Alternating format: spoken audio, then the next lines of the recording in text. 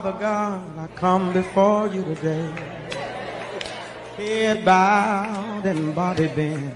T-Max, I'll give it up, give it up, give it up, give it up, give it up. Thank you, brother. Lord, I want to thank you that last night my bed didn't become my cooling board.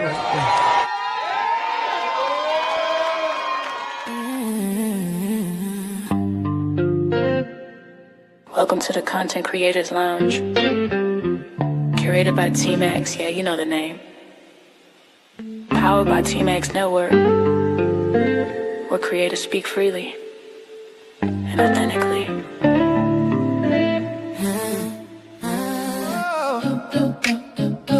Oh yeah, oh yeah. Yeah. Welcome to the Content Creators Lounge. T-Max set the tone, let your guard come down. Yeah. This ain't surface talk, this real life sound, where truth and timing always come around. Yeah. Open mics, open hearts, no filter here. T-Max in the room, voices loud and clear. Yeah. From the culture to the community, lifestyle dreams to accountability. T-Max says, say it raw, say it proud. Every story matters in this crowd. No scripts, just moments we allow. It's more than content, it's movement now. It's the lounge where creators shine. Yeah, T-Max vibes with perfect timing. From growth to laughs, we intertwine. Not just a show, it's a state of mind. Content Creators Lounge, tap in. Built by T-Max, where real ones win. Every episode, pull you in. Yeah, this an experience, not a trend. T-Max bring the voices to one space. Different perspectives, same safe place. Entertainment, growth, and elevation. Real conversations, real-time creation. We talk the wins and the lessons learned. Every mic hot, every story earned. Laugh a little, think a lot. Yeah, every topic hit a spot. If it matter to you, it matter here. T-Max make it clear. Every voice sincere. Say it how you feel. Say it with your chest. This the lounge where creators give their best. This the lounge where creators shine. T-Max energy, front and center. From growth to laughs, we intertwine. Not just a show, it's a state of mind. Content Creators Lounge, tap in. T-Max Network, let the convo begin. Every episode, pull you in. Yeah, it's an experience, not a trend. Yeah, T-Max Network. What up, D? Yes, sir. Yes, sir. It's Friday, my guy. Man, Friday. I know it, man. You had a good week so far, bro. Oh, man, I can't even complain, man. You know, we did our thing over there. We sat with God, and we know our people don't know the average of 10, but it'd be all right. We here. Nah, I see y'all growing over there too, man. Sit Bro is gonna turn out to be a banger once you get everybody in place. Yeah. It'd be good. It'd be good. Got a few people, few solid people. It should, once the community grows, the outpour happens. You know what I mean? We just trying to get to that cup runneth over stage and pour back into those that poured into us and keep it moving. Gotcha. Well, shoot, man, we're going to go ahead on and get the show started. Ladies and gentlemen, welcome to the Content Creators Lounge. I'm your host, T-Max. This is my vice president, D Awesome One. We got a special show for y'all tonight, man. D, we got a celebrity in the building. Yeah, let's go get some. Yes, sir. You've seen him on stages, bro. He been down here to Fayetteville. I don't know if I'm sure he's been out there to Houston, Texas, and all over the world. But at the end of the day, bro, we got him back in the Ville, but virtually. You know what I'm saying? Hey, listen. Hey, without further ado, we can go ahead on and play this little clip. We got a special guest in the building. I'll be pulling up the panel here shortly. Let's go ahead on and get started.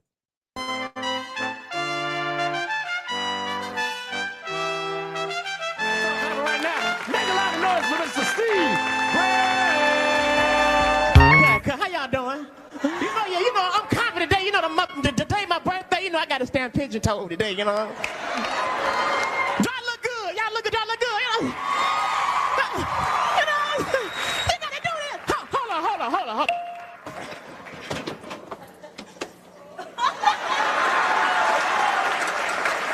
I know this, and I'm gonna tell you right now, these jokes funny as hell. If you ain't laughed by now, that means your self-esteem is low and you need to be dead. Lady, I notice you ain't laughing. Is he beating on you or something?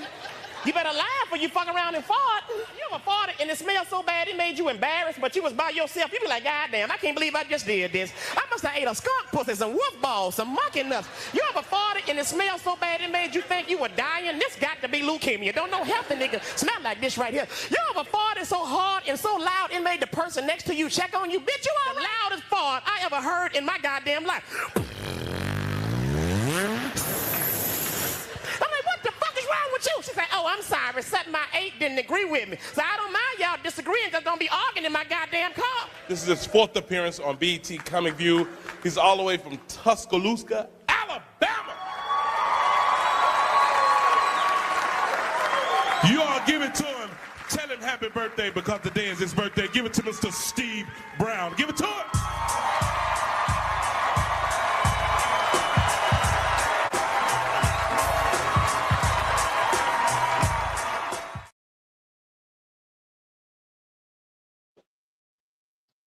That this was a terrifying. Mr. Brown, shout out to you, sir. Don't do that. Hey, look, shout out to you. Welcome to the panel, man. How you doing today? Hey, man, I am great, man. I was just looking at all the years that I've been doing comedy, from the locks to the head full of Beijing. To where I am now. Hey, man.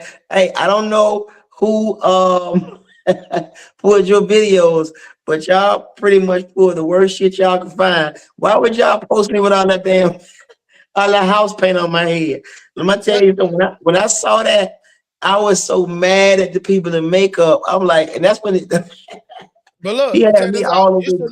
You shouldn't have went on stage with all that shit on your head. You should have told them cancel the show. Hey, no, hell no, I had to get that money. No, it's too late. I had to get that money. No. So, hey, man, listen, I'm happy to be a part of what you're doing, man. Thank you to both of y'all for having me on, man, and helping me promote this show. You know, as y'all know, I'm coming back to the Ville, as y'all call it, Fayetteville, Sunday, May 17th at Uptown Chicken and Waffles. This will be like our 3rd show, man. Every last one of them have pretty much sold out. People are loving it. The grown and sexy people are loving it. And we're just gonna continue on, man. We're just gonna continue on. But this is another confirmation. Your platform is another confirmation as to why we should be doing it, man. And again, thank you so much for having me. Yes, sir. No doubt, man. We appreciate you being here, taking the time out of your busy schedule. Dr. Tony, how you doing?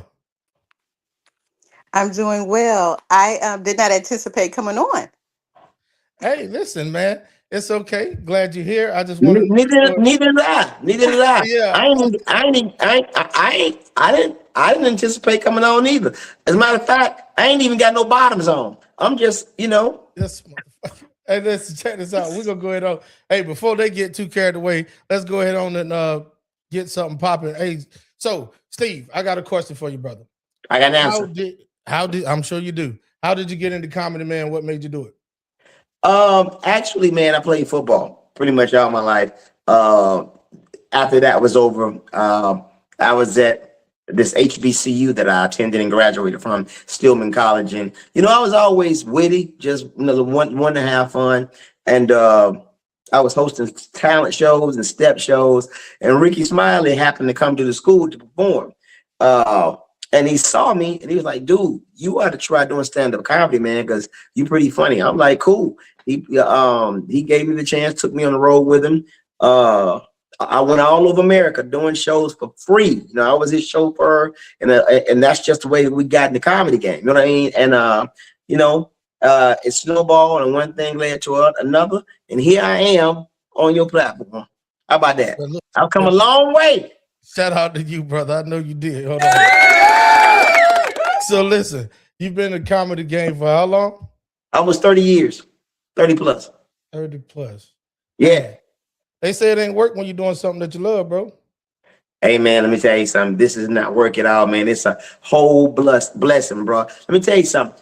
There are a lot of people out here on God's green earth that probably would make a whole lot more money than me. But let me tell you something. I am doing something that I absolutely love, and there's no better blessing than that. You got a lot of guys going and females going to work. They're making bukus of money, but they hate their job. This job right here that God gave me, I love it, and I thank Him for it every day. It's a blessing, man. It's a real blessing. Amen, amen. But look, man, what else you got going on outside of comedy or inside of comedy? Like, what's some of the things that you're working on? Well, definitely, man. I'm producing. Of course, I'm collaborating with Dr. Tony here, man.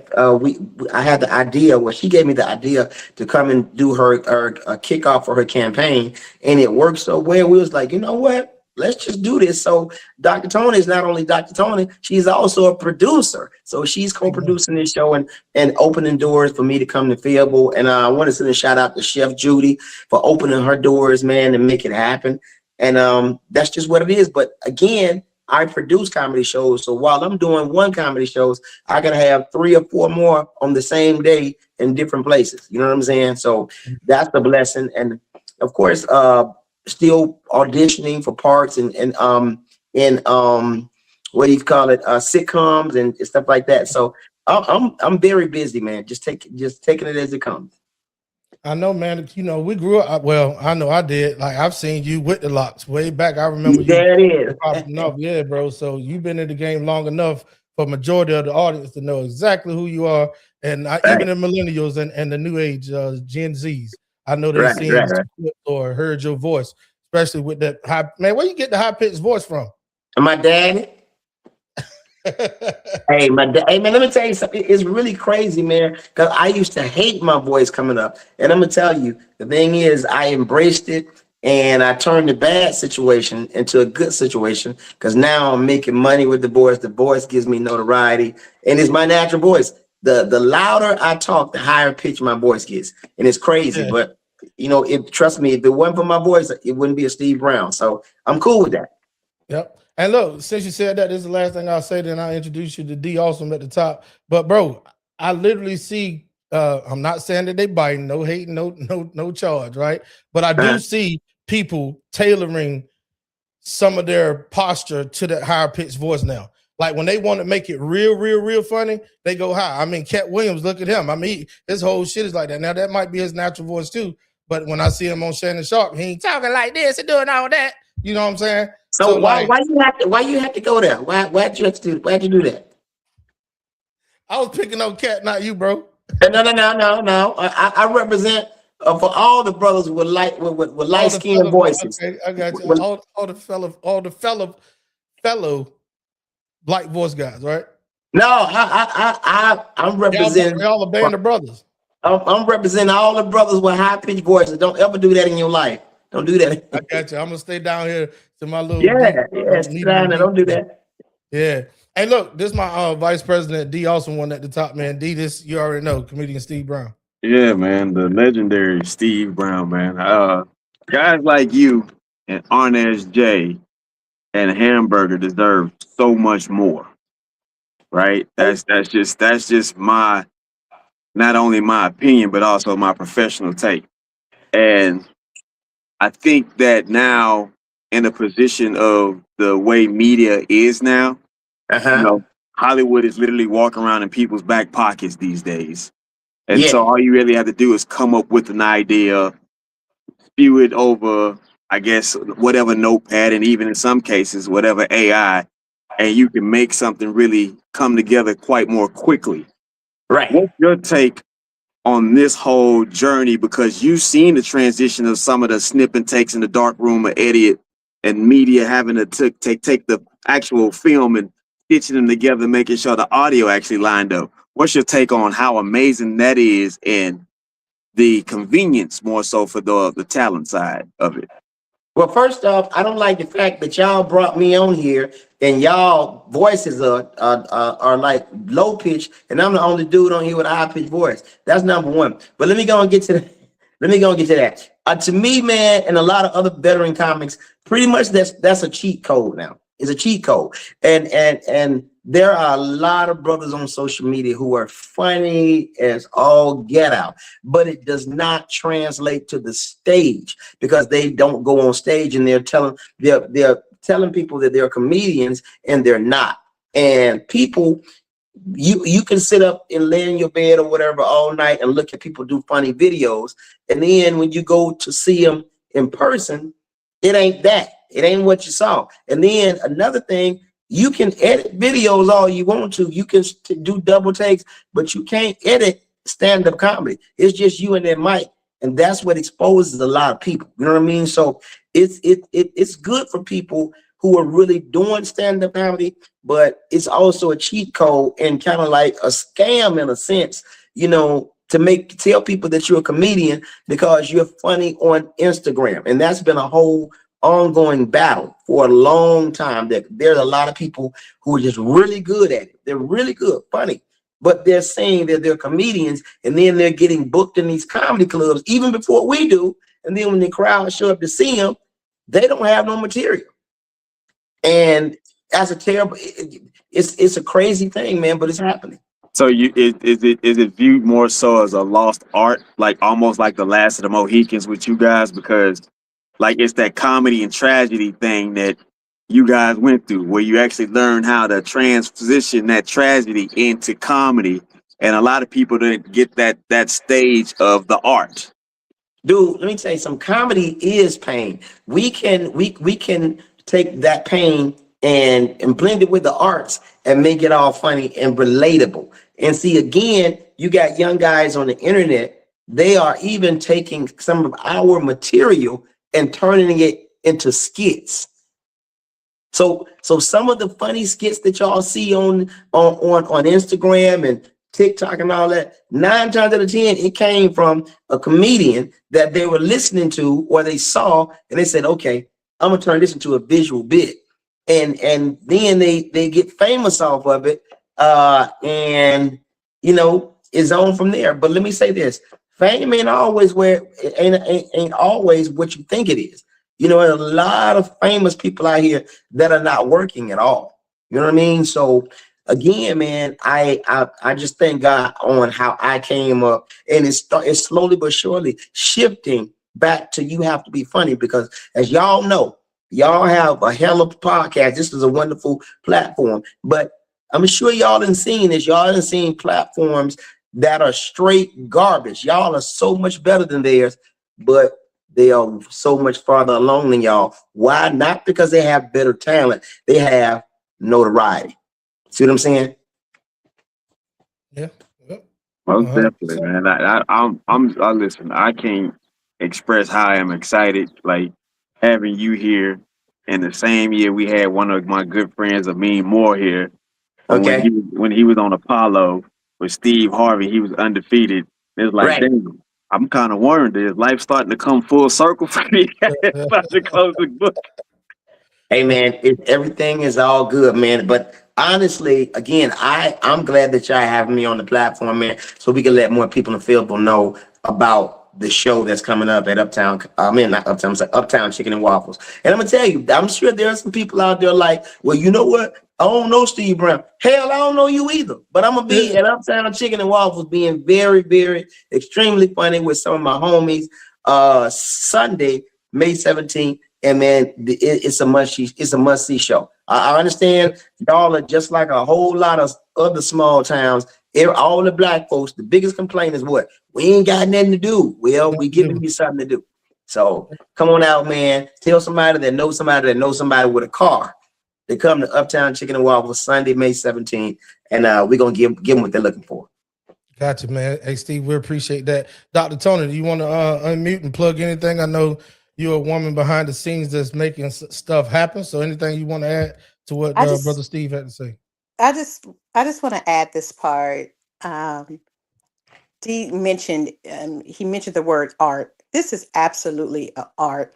And to be able to have someone come in and give of themselves in such a way that I think it is a lost art, but he's bringing it. And the reason why I think it's a lost art is because we do have internet celebrities, right? who are, as he said, getting booked and not able to maintain it. But when we have somebody authentic, now I'm not saying they're not funny, but I mean really authentic, a true comedian, that we need to support this art because we don't want it to be a lost art. And when I tell you, he is hilarious. It's just who he is, right? Foolishness on a serious day. Foolishness. It's just who he is. And All so day. all day, literally all day. But this is an art that we don't want to lose. And it does give us something to do, right? On a Sunday where we can eat good, drink, and laugh. And let me tell you, the last show was so amazing. They were slow dancing at the end of I a saw comedy that. show. Yep. It's Hey, the man. most beautiful thing. The best thing about it was that when we went outside after it was over, there was a couple standing outside slow dancing. And He so was I trying to get him always, some. He was trying to get him some. He done bought them tickets. He was trying to get it in. I don't blame him. I don't blame him. when I tell you, he is comedy with a purpose. And he talked about the grown and sexy. When I say grown and sexy, it is for the grown people because life happens to us, right? But he's bringing laughter and purpose together and making it make sense for us. And so, yeah, this is one you don't want to miss. And something I want to add to that though, the venue is an intimate setting for comedy. Like Right. you're getting Steve Brown. It's almost like that tiny table. Like everybody thought it was crazy until it popped off, right? You know, when the Right. musicians get up there and Erykah Badu did it and Scarface did it and all these people, and then people like, yo, those was better than seeing them in a Coliseum, right? And Steve Right. done been in those big places and comedy zones and all of those, but he's coming to Uptown's Chicken and Waffles on May the 17th, and you guys got to be there because that type of intimate setting, y'all about to get all of Steve Brown. Like it is right in front of you. Hey, man, I appreciate that, man. And I'm bringing a couple of friends of mine, man, who are very, very funny surprise guests. So it's going to be absolutely amazing. So, man, y'all go on Eventbrite, hit the link, get the tickets. And it doesn't take anything to make an excuse. So let's challenge ourselves and give a reason instead of giving an excuse not to go, because I get tired of people. I was gonna go, but this, no, dude, you don't really have anything to do. So hey, man, get the tickets. Trust me, we're gonna give you a great show, and we're gonna be doing it monthly. So again, man, I appreciate y'all having me, man. Thank you so much. Yeah, no doubt. Before we let you go, Steve, gotta get something serious out the way. And well, let's have a little trivia. You up for a couple questions? Let's make it happen. I'm gonna get all of them wrong, but let's do it. It's all good. Let me go and introduce you to my panel real quick, and then we can take it from there. Got Ronnie Woodham in the building, Miss Rach over here. We got Lady Cherie from the Art Attack. Okay. Right, everybody in the building. Let's go ahead on and switch it to this view. All right, Steve, you're in the hot seat, buddy. All right. Lady Cherie is going to ask you a few questions, and we're going to get right into it. So go ahead, Lady Cherie. Oh, there we go. My mic was mute. All right, Mr. Steve Brown. So we're going to do some comedy trivia, and you're going to have to guess who is it. So is it Eddie Murphy? Is it Richard Pryor? Or is it Red Fox? Okay. So I'm going to ask listen. you I a hope I can still question. remember. Hope I can still remember. Let's go. Okay, you ready? So I'm going to ask you a question, and you tell me which one it is. Okay. First trivia question. He was the first Black comedian to play to a white audience in Las Vegas. That had to be, I think it had to be Red Fox, I think. It was Red Fox. Uh-huh. Okay. Yep. All right, cool. All right, next trivia question. His mother was a prostitute and his father was a pimp. Richard Pryor. That is true, too. Okay, so you're a comedian. Ask All me right, something next about one. me. I'm just kidding. Oh, well, I can't because you're going to know that. Okay. All right, next one. Let's see. So he began doing stand-up comedy for SNL when he was a teenager. Eddie Murphy. Eddie Murphy. All right. Another one. Let's see. He was married 7 times to 5 different women. Red Fox. Nah. Take another guess. It wasn't. It couldn't. It wasn't. It wasn't Richard Pryor, was it? It was Richard Pryor. Damn, Richard was a whore. Go ahead. Well, his mother was a prostitute and his father was a pimp. That should have gave it away. Hey, you can't knock them because my mama a pastor, my daddy a pimp. Go ahead. Okay. All right. This comedian, he was dishwashing buddies with Malcolm X. It had to be Red Fox. It was Red Fox. All right. And the last question that we have, this comedian paid for the funeral of his comedy idol. Eddie Murphy paid for Red Fox's funeral. Awesome. That is true. Eddie Murphy. You know your people. You know your people. I'm a student of the game, and the thing is, this is what you don't get from the internet comedians, or what we call them. We call them social medians because they're not real comedians. They are people who are really, really funny on the internet. So we know our craft, we study our craft, and we love what we do, and it's authentic. So I appreciate the questions. Yeah, and it shows. And it shows. Thank you, Mr. Brown. We won't hold you up no longer.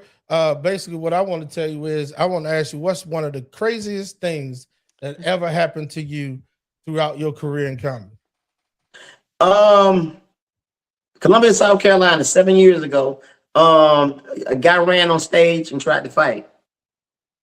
Oh man! You mind if we take a look at it? No, I don't want to look at that no more.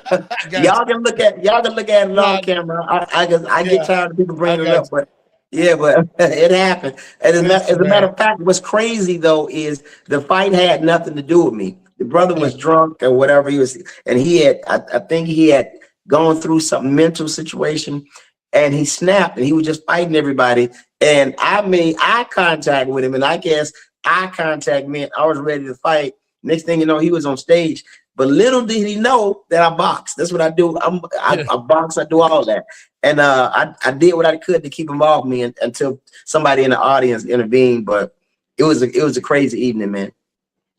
That's what's up. That's what's up. Well, Mr. Brown, look, man, we appreciate you pulling up. We will continue to push this show through May the 17th, man. And good luck out there. And I'll see you in the building. Hey, man, thank y'all so much. Don't forget, panel, y'all come on out, man. Tell somebody that knows somebody with a car to come to Uptown Chicken and Waffles. May 17th is going to be absolutely amazing. Hey, man, thank y'all. Thank all of y'all. I appreciate y'all. God bless, man. Yes, sir. Have a good one.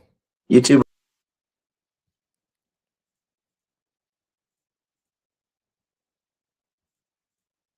All right, man. We got Ronnie Woodham up here. D just dropped out. All right, well, look, check this out, y'all. That was a treat, man. On a Friday night, we never really get to get those celebrities on Sundays because they're always traveling most of the time. But on a Friday night, we got Steve Brown. How y'all feel about that one? Dude, that was epic. 30 years in the game. I already knew also that he was about to know about Richard Pryor and Fox and that. Like, I just knew. As soon as she popped up, this was trivia. I was like, dude's gonna fucking know. He's 30 years in the game. He gotta be 80s, 70 babies, just like me. He gotta be. He looked like he was about my age. So yeah, I already knew he was gonna know. That was cool shit, boss. Yeah, no doubt, no doubt. I got a topic that I want to break in, but I need D back up here. I don't know if his phone died or what, but we got to balance this thing out. Y'all ain't finna double team, triple team me and Ronnie like that. Let's see, can I get him back up? Yeah, so Lady Cherie and the Art Attack, appreciate you helping us out. Absolutely. With that little trivia. And man, listen, what y'all got going on this weekend? Anything big? Nope. Not I'm over just here. dealing with my kids, taking my mom out to dinner, but Gotcha. Rach and Ronnie, y'all on cooking and laundry. Yeah. That's it. Laundry. Ronnie, oh, stupid. He telling something. You on mute. Shut up. His wife sitting right beside him. Hey, bro, you can unmute. Yeah, nah, she don't know what I got going on. I'm gonna give you a download. Why don't you got me on live trying to blast what I got planned? All right, Jay Nah, Prince, Mortal Kombat came out. She really want to see that. Katana's her lady, so we just gonna hit the movies up. I got a couple of special gifts for her, like, you know what I'm saying, in the cut that she thinking I forgot about it and shit. So, we'll put a little something together for her. She's the real deal. Best mama I ever known. That's what's up. Y'all ready for a topic that we're gonna break into? This one here should I don't know. It happens a lot, and I just want to make sure that everybody's on the same page. Hold on. All right, let's go ahead and break into it. So look, we're gonna watch this clip. Y'all tell me what you think, because I got a question for you as we finish out the clip. Here we go.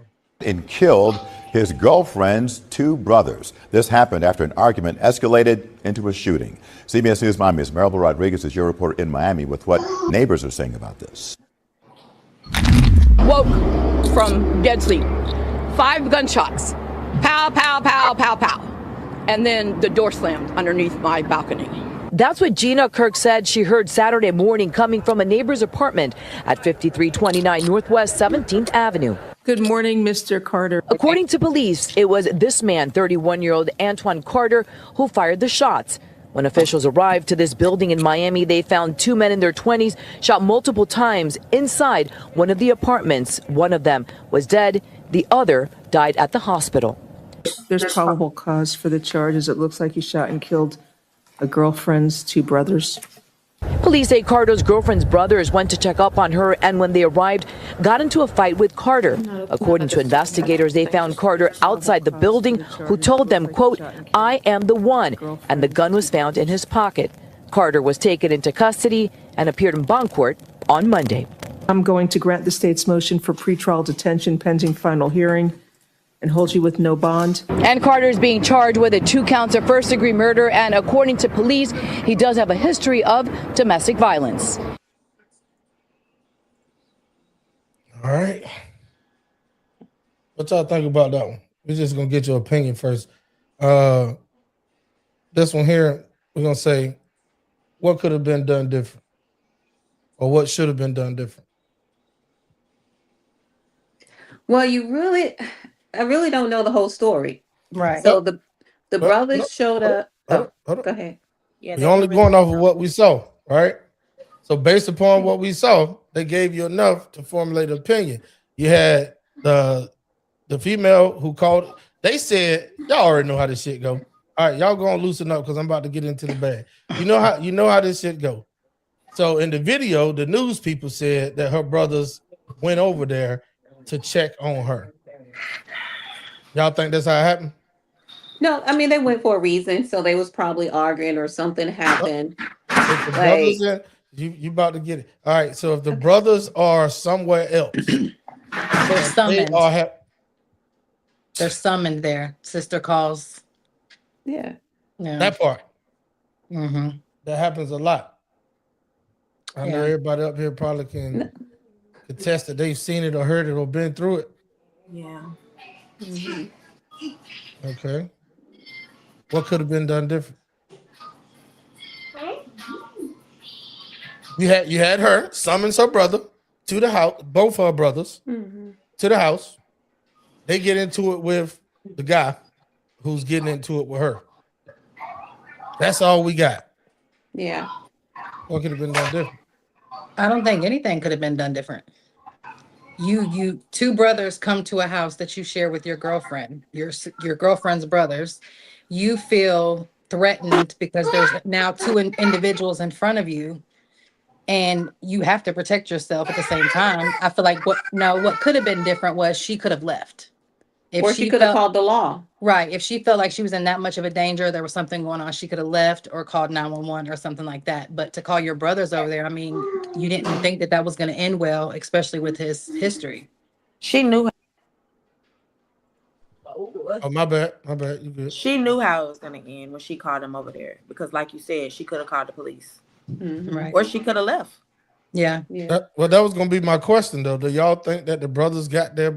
Let's say she called both. You think that the brothers got there before the police did? Because that was the first people that she called. I don't think she called the police till after that happened to her brothers. Yeah. It was like a scare tactic.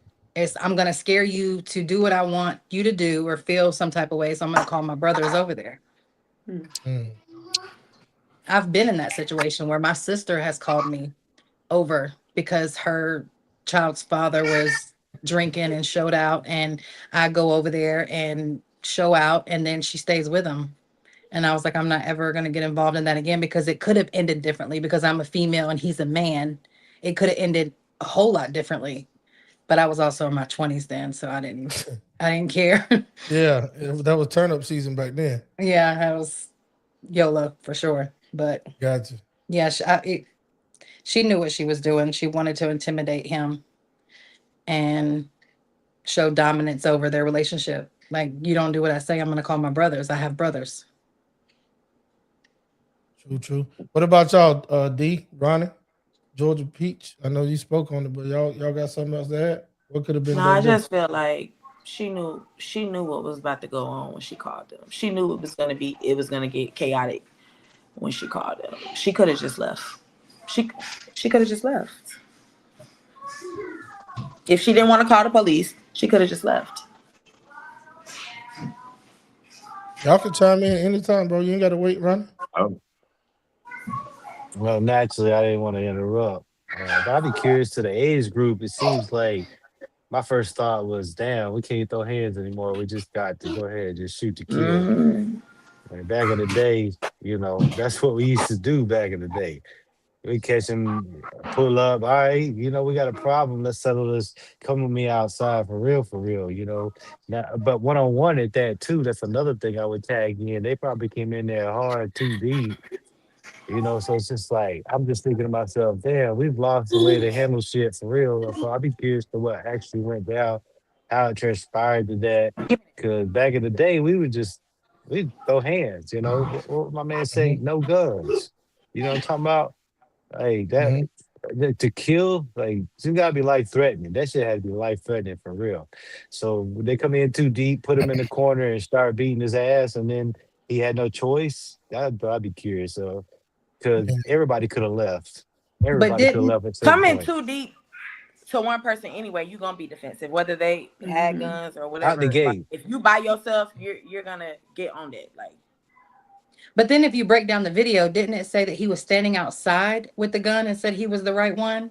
Yeah, he was waiting on them. Then the fight happened inside and they were shot inside the apartment. So what transpired what that from means? the moment? What that means is he heard her on the phone. This is just my opinion. He heard her calling them. She called them and not the police. So he probably heard her on the phone, and that ain't probably the first time that's happened. That she called her brother to come to be her security versus the law enforcement. So he probably said, "I got something for their ass," and went outside and waited on them to get there. And when he saw him, ran back in. I'm painting the whole movie like I was there. That's the logical way that I can see it, and not the way that they said it did. So this report from the Miami Herald, Gianni Pierre, 28, and his younger brother Jaheim Pierre, 23, were allegedly shot by Antoine Carter around noon on Saturday after a scuffle that broke out in the apartment. The Miami Herald reports that the brothers' sister had been dating Carter, 31, for 4 years, but they were on a weary about their relationship. They had rushed over to the apartment to look after her due to a history of previous domestic violence, cops say in the arrested report. Jaheim and his sister argued before Carter struck him, who had interjected. The three men became embroiled in the fight. Carter was accused of leaving the apartment, going to his car, returning with an item he had retrieved from the vehicle, shouting, "I bet one of you won't open up." He shouted, according to police report. He was armed with a Glock 9mm handgun and shot Gianni, who was sitting on the couch, and Gianni died minutes after arriving at the City Jackson Memorial Hospital. Jaheim was charged toward his sister and came under fire when she left covered in blood, and he was found bleeding in the closet. Carter was arrested, telling one of the cops, "I'm the one. I have the firearm." So, you know, Florida got them iffy ass laws. Yeah. So to say that, you know, who's to say how that may work out, right? You know, it could from us, it could come across as, you know, if you're looking at it from a bird's eye view, like, oh, it's premeditated. But then there's action there, that, you know, stand your ground can come into play, and depending on who representing him and how this all could be. And if he lived at the premises as well, like that was his address too. Right. You came to his house. All right. It's gonna be interesting, man. See how it goes down. Unfortunately, you know, 3 people's lives are ultimately screwed over. 2 of them are no longer here. The third one awaits his destiny. You leave in the hands of a system that's really not for you. And let's say they do happen to let you go. Well, who's to say the system won't crash the hell out? Now the baby is not without either of their parents. I mean, I think when it comes down to it, I've been telling people all this week, man, y'all need to sit with God. You know what I mean? Because I have sisters, and I had a, you know, talk with my sister about a situation. Didn't go that far because, you know, I'm a damn fool. But the fact of the matter is, you know, when we commit ourselves to these situations, you got to be prepared to take that long dirt nap. You got to be prepared for it because you don't know what you're dealing with, especially when you're dealing with people in situations of anguish and whatever was said. You know, I'm not a promoter of domestic violence, but at the same token, I very well know that we don't never get the full fucking story from either side. You know, that's your sister. Do your best you can. Go ahead and leave. Get your shit. Get up out of here. You ain't got to be going back and forth. You ain't got to be drawing no attention. Get your people. Get the hell up out of there. You know, have a good talk during Christmas time about the shit you did then versus trying to get it all riled up and be in your emotions and causing conflict to where one of you may not be there.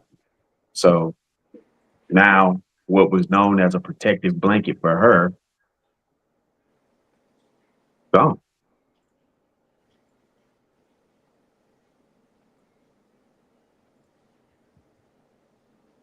Everybody, okay. What up, Chrissy Two Blue? Hey, everybody. I was letting him finish. I ain't want to be rude. Well, y'all timing is off. Yeah, what's up, Chrissy? What you think about the video? Did you catch it on your way in?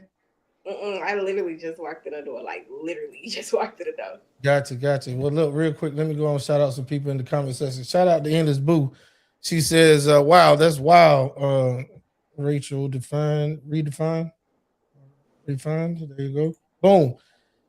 Wolf House is in the building. He said these middle school built brothers don't throw hands no more.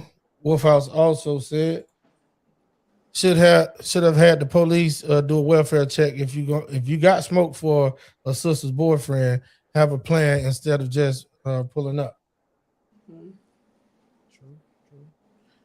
Salute. What's going on with it, Doc? DJ Wiz Doctor says salute to the platform and the panel. I'm gonna catch the replay.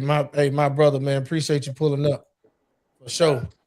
I'm gonna get my take on it last. If everybody already went, that'll be a whole nother conversation. So check this out. We got to stop normalizing it though. Like in all communities, I think family is looked at as a backbone until family have a chance to put their 2 cents somewhere else in your life. So that's my question to the panel. We say that the brothers can't tell her what to do. Brothers can't tell her who to date, not to date. But the brothers is expected to pull up in times of danger. Now, I agree. If they're called, of course, that's a natural thing that a brother's gonna do. What? I'm on my way. But if we saying what should have or could have been done different, y'all tell me y'all standpoint. Like, is this something that we're gonna keep normalizing, or you think that brothers should be like, call the police and stop that? I ain't gonna never normalize violence unless you trying to kill me first. But it's just like things could have went different. Even if the brothers would have pulled up, they could have got out and be like, yo, man, we need to talk. Like, You ain't finna keep doing this to my sister. But everything always leads to violence nowadays. Like everybody just want to kill each other. I think we need to normalize not getting family involved in relationships, because especially if you're gonna stay. Exactly. And 9 times out of 10, you do stay or you have children with them. So you're constantly going to have communication with them. And for that moment, they're angry, but at the end of the day, they're still going to do what they want to. And they're going to stay until they get tired of it. So why get your family involved? Because it could end up in this situation. And then now you have no brothers, and family reunion is going to be, that's my child's father. We still have a child together. He's still going to be in the picture, but he took my brother's life. Like it creates turmoil in the whole situation. So let's just normalize not getting family involved in relationships, period. Because even if it would have went the other way and the brothers would have killed the boyfriend, then she would have been like, oh, now my kids don't have a dad. Like, yeah. And then the kids would have felt, oh, my uncles killed my dad. It's just, it shouldn't be mixed, period.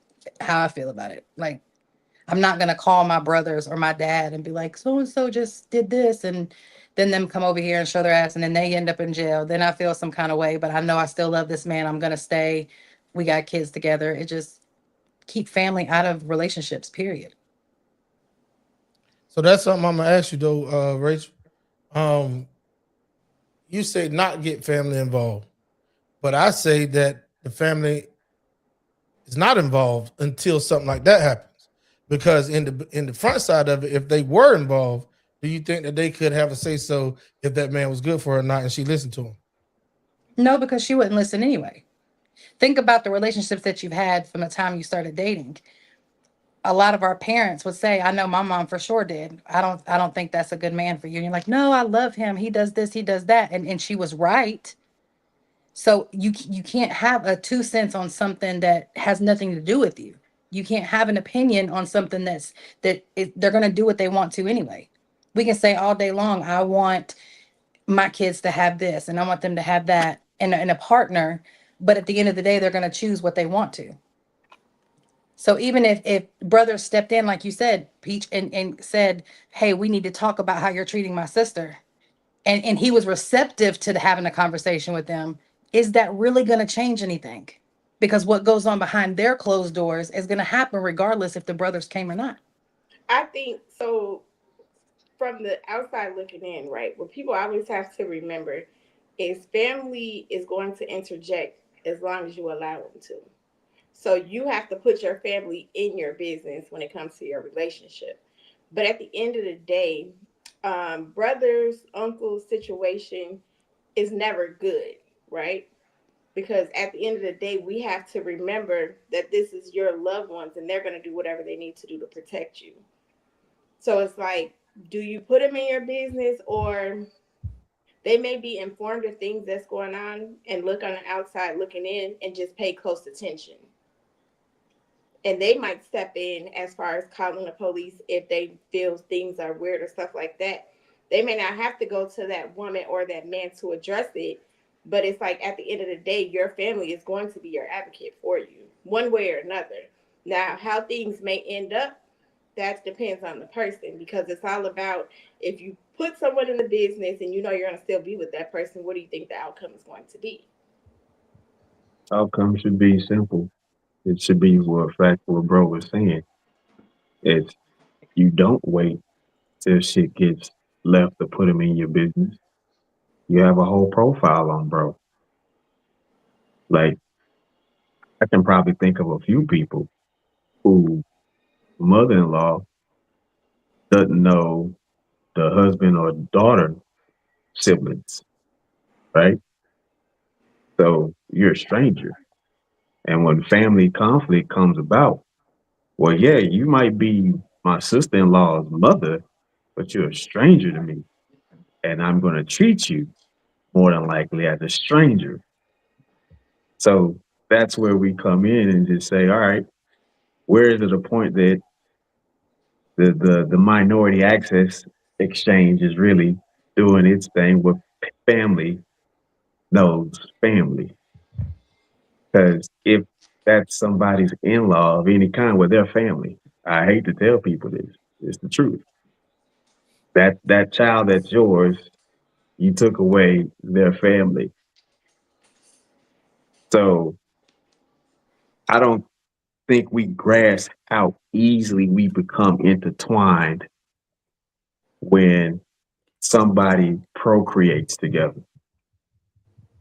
And so the odd part is, yeah, you're supposed to call, but you should also call before a detriment call has to be made.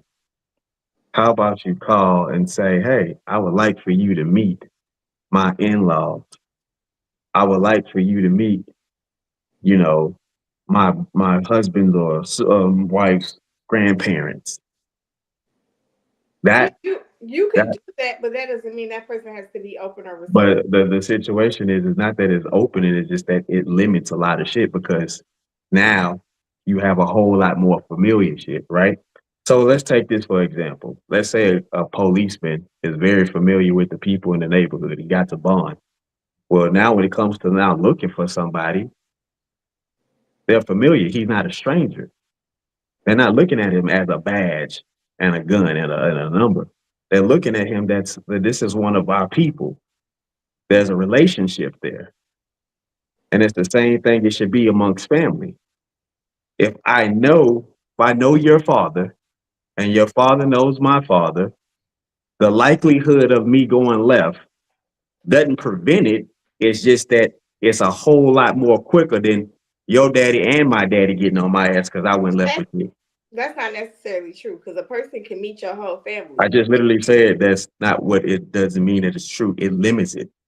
It does limit it, but I mean, at the end of the day, a person still can go left. They can meet your whole family, your grandma, the whole family. That means nothing to them. At the end of the day, a person is still going to do what they want to do. Right. It's not the end all be all. It's the fact of limiting it.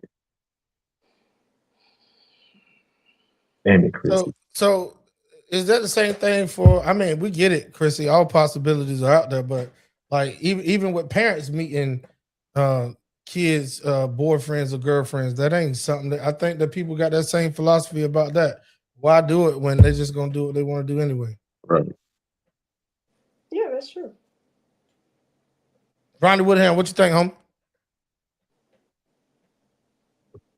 My main thought process throughout you and all of this topic is peacemakers. We supposed to be peacemakers, man. Like every single man in that scenario did it all wrong. Every single one of them. Because, like I said earlier, they all could sound like they all could have left. Dude went to the car to get the piece. He could have went to the car and turned it on too, and just fucking dipped or went to the cops his damn self. But now there's two people in my house. If that was his residence, like we passed standing ground because you done went and got into a fight and then went to the car and then came back. So yeah, it all depends on attorney on both sides. I agree with that. They get the attorney to hit that right. You went all the way to the car and then came back. That could be a problem too, because that ain't quite stand your ground. That's a rebound. But yeah, we'll have to look at that, right? But that's my thing. Like, and I get it. It takes us a while as men to mature enough to gain that type of wisdom. But if we were all peacemakers, like God ordains us to be, then those two bros could have definitely came in and been like, just like she said, like, yo, we don't like the way you treating our sister. Like, let's chill out. Like, let's talk about this. Or she could have left. They could have got there, picked her up, and left. There's so many different ways that could have gone outside of, we're going to beat the shit out of you. Oh, okay. I bet you ain't going to open up now. One in the chamber probably, bow. That probably happened so fast, and he knew he was good. He just knew it. Oh, y'all done beat me up in my own property? Oh, yeah, y'all dead. Y'all done. Like, this stand your ground. Like, he just knew in his head. I guarantee you, he just knew, oh, this a wrap. And if there's a history of that, like, y'all should have anticipated that going left. For sure. Well, that was our opener topic. Hey, D, did you get that text message I sent you?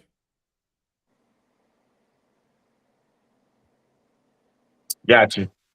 Yeah, yep. All right. So while D is handling that, are y'all familiar with this one case that's been out there in the media for quite some time? I think it just all came to an end not too long ago, where some breaking news happened. And if y'all are familiar with it, let me know. Y'all know about this Stephon Diggs situation. This is we're gonna deep dive into this here situation.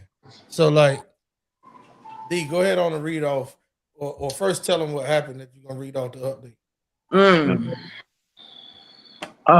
Good times to be in the NFL and be Cardi B baby daddy simultaneously. Nah, man. Recap: analyst Stephon Diggs found not guilty on day 2 of assault trial. Former Patriot Stephon Diggs was on trial for alleged assault on his private chef in 2025. Diggs' personal chef reported the incident December 16, 2025, 14 days after she said it happened. Diggs said the incident never happened and he pleaded not guilty to the charges. After opening statements on Monday, Diggs' accuser, Mila Adams, testified about the alleged assault before being cross-examined by defense attorneys. Both sides rested their case Tuesday, then delivered closing arguments. The jury was given the case at 3:07 and returned back with a verdict about 4:33 p.m. After Diggs was acquitted, one of his lawyers spoke to the reporters about the future of his NFL, amongst other things. Former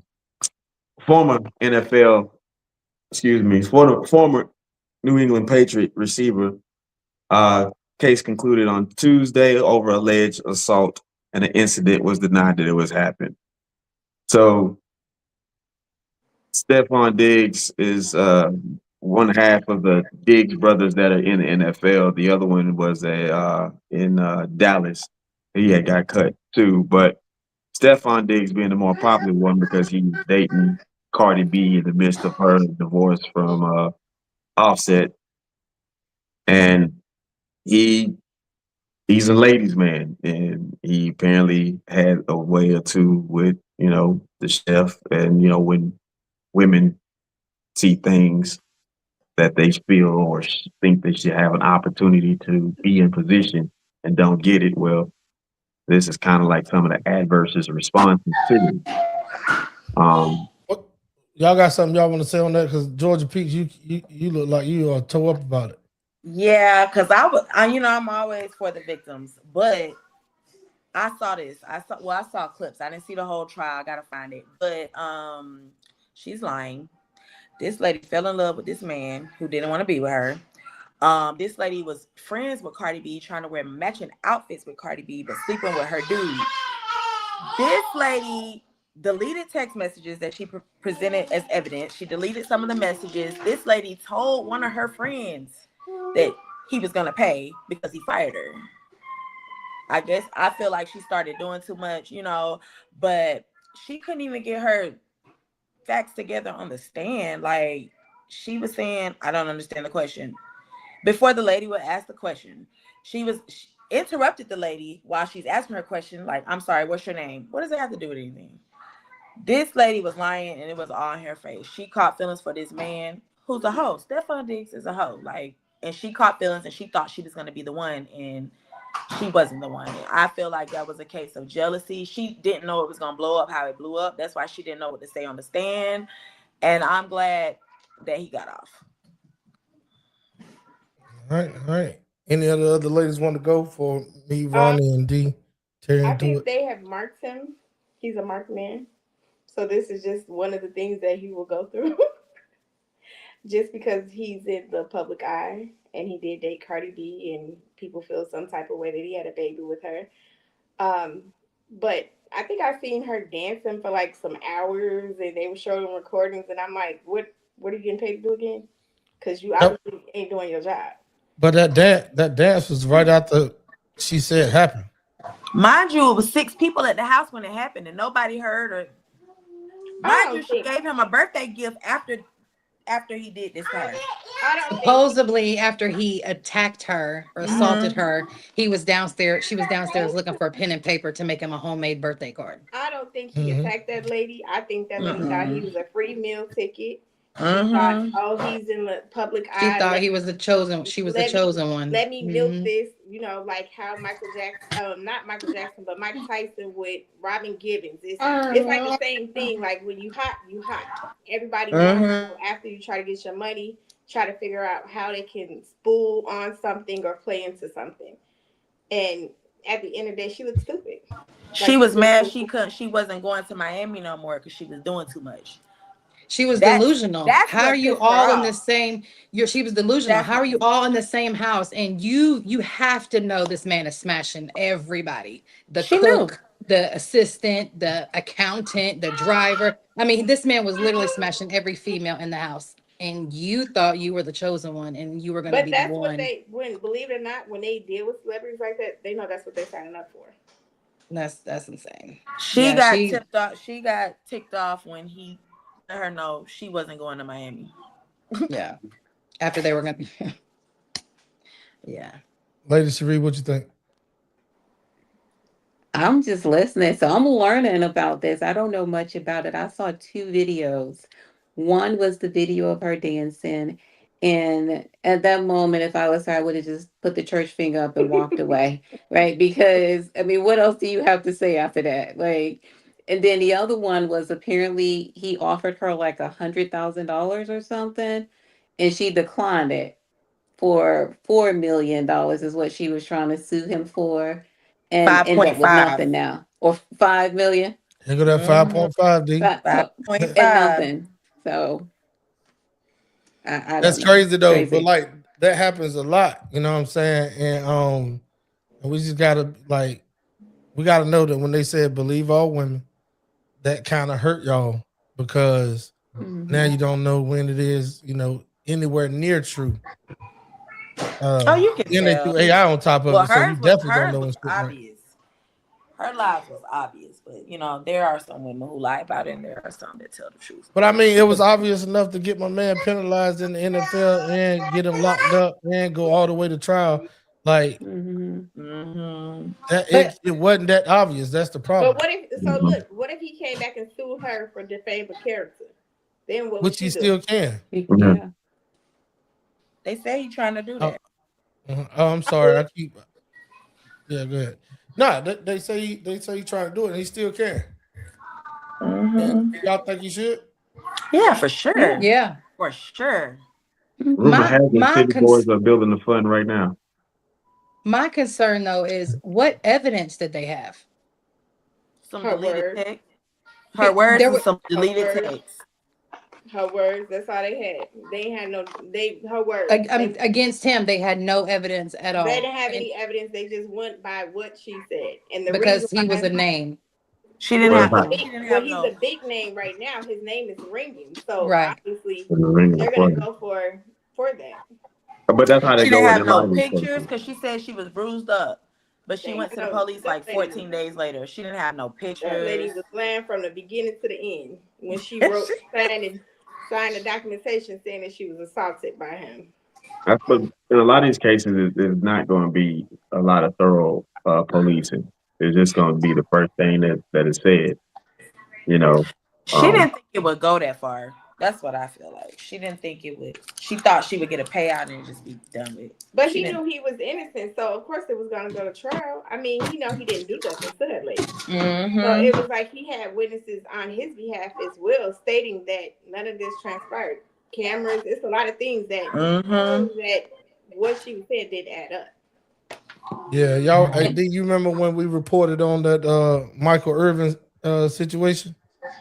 Yeah, we was up here on the panel and we talked about the Michael Irvin situation. He was at a hotel, the hotel camera of the lobby and like this little bar area that was open on 2 sides of it where you could still see through. This one, she was a waitress. She literally saw him coming in. You already know that the hotel knows he's staying there because they probably done told him, make sure people ain't running up and all that other stuff or put him somewhere secluded. She saw him coming in. He was standing outside talking to somebody else.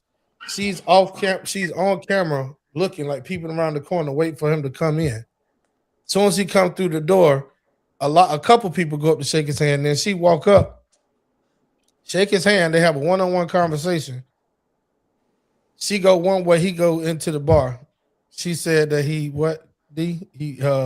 made advances towards her. Yeah, it was that. But though she said it, but it came from the guy that she was working with, who got jealous.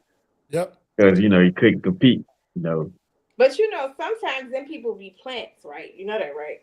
Like they plant them people to do stuff like that. Like as far as like saying they've been raped, assault, anything to feel like they can bring that career down to where they no longer exist. That's what Look at Deshaun Watson, for example. 70-something women, and they all want $100,000. And there's no text, no DNA, no video, no email. All it is you got, thank you for letting me be somebody to provide service to you. Like, that's not a victim. That right? is a victim of trying to use. That's a victim. Ain't no victim. That's a damn fool. Manipulation. That's a victim of manipulation. I'm sorry. You got first thing first. How you even tie yourself to 70-something people and y'all all want the same thing? Like, if you're getting abused, you want criminal justice. You want to be justified in a way that. That's how I feel. That's how I feel. So you can't play with my time and try to pay me off. That's how I feel. Can I add something? So Rachel had asked a good question. Like, what evidence did they have? So they had no evidence, but yet you had attorneys that are willing to pick these cases up. Why? Because of who they are. Because of who they are, their name. So basically, they feel as long as we can say Stefan Diggs did this to me, and he settles, I get XYZ, I get a third of this payout. That's how they're looking. But even though they know that the case probably not go through, but it still puts them in the front line to millions of people to know who they are. Absolutely. That's the thing for the attorneys. They know in a lot of cases that what they're up against. They know. And so the fact of the matter is, it's good on their resume. I worked in this case.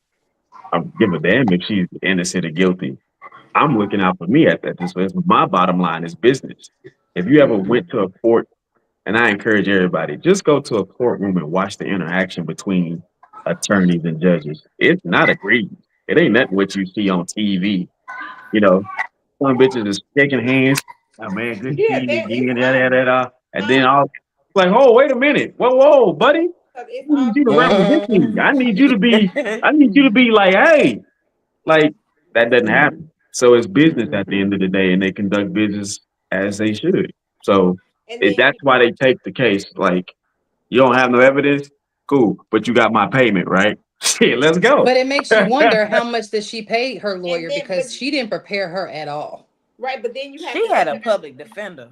You got to think about it too. Like, if they're doing a big trial or a big case like this, they're putting their name out there.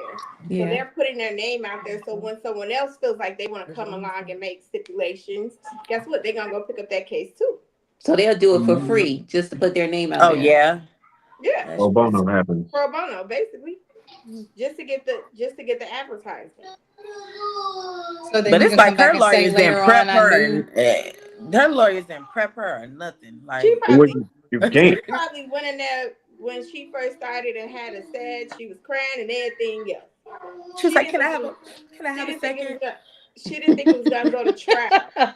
And when it went to trial, by him not settling because she felt he was a celebrity, by him not settling, it didn't work in her favor. She didn't think it was gonna go to trial because 9 times out of 10, if you pay attention to any celebrities, they settle right off the bat. Well, this was criminal. This was a criminal. But I'm gonna tell y'all this. I don't know if y'all know who Gorgeous Doll is. A long time ago, she came forward with some receipts with Future. She used to dance at Magic. She got a lawsuit against Magic. Gorgeous Doll was on TikTok because she always getting in the business.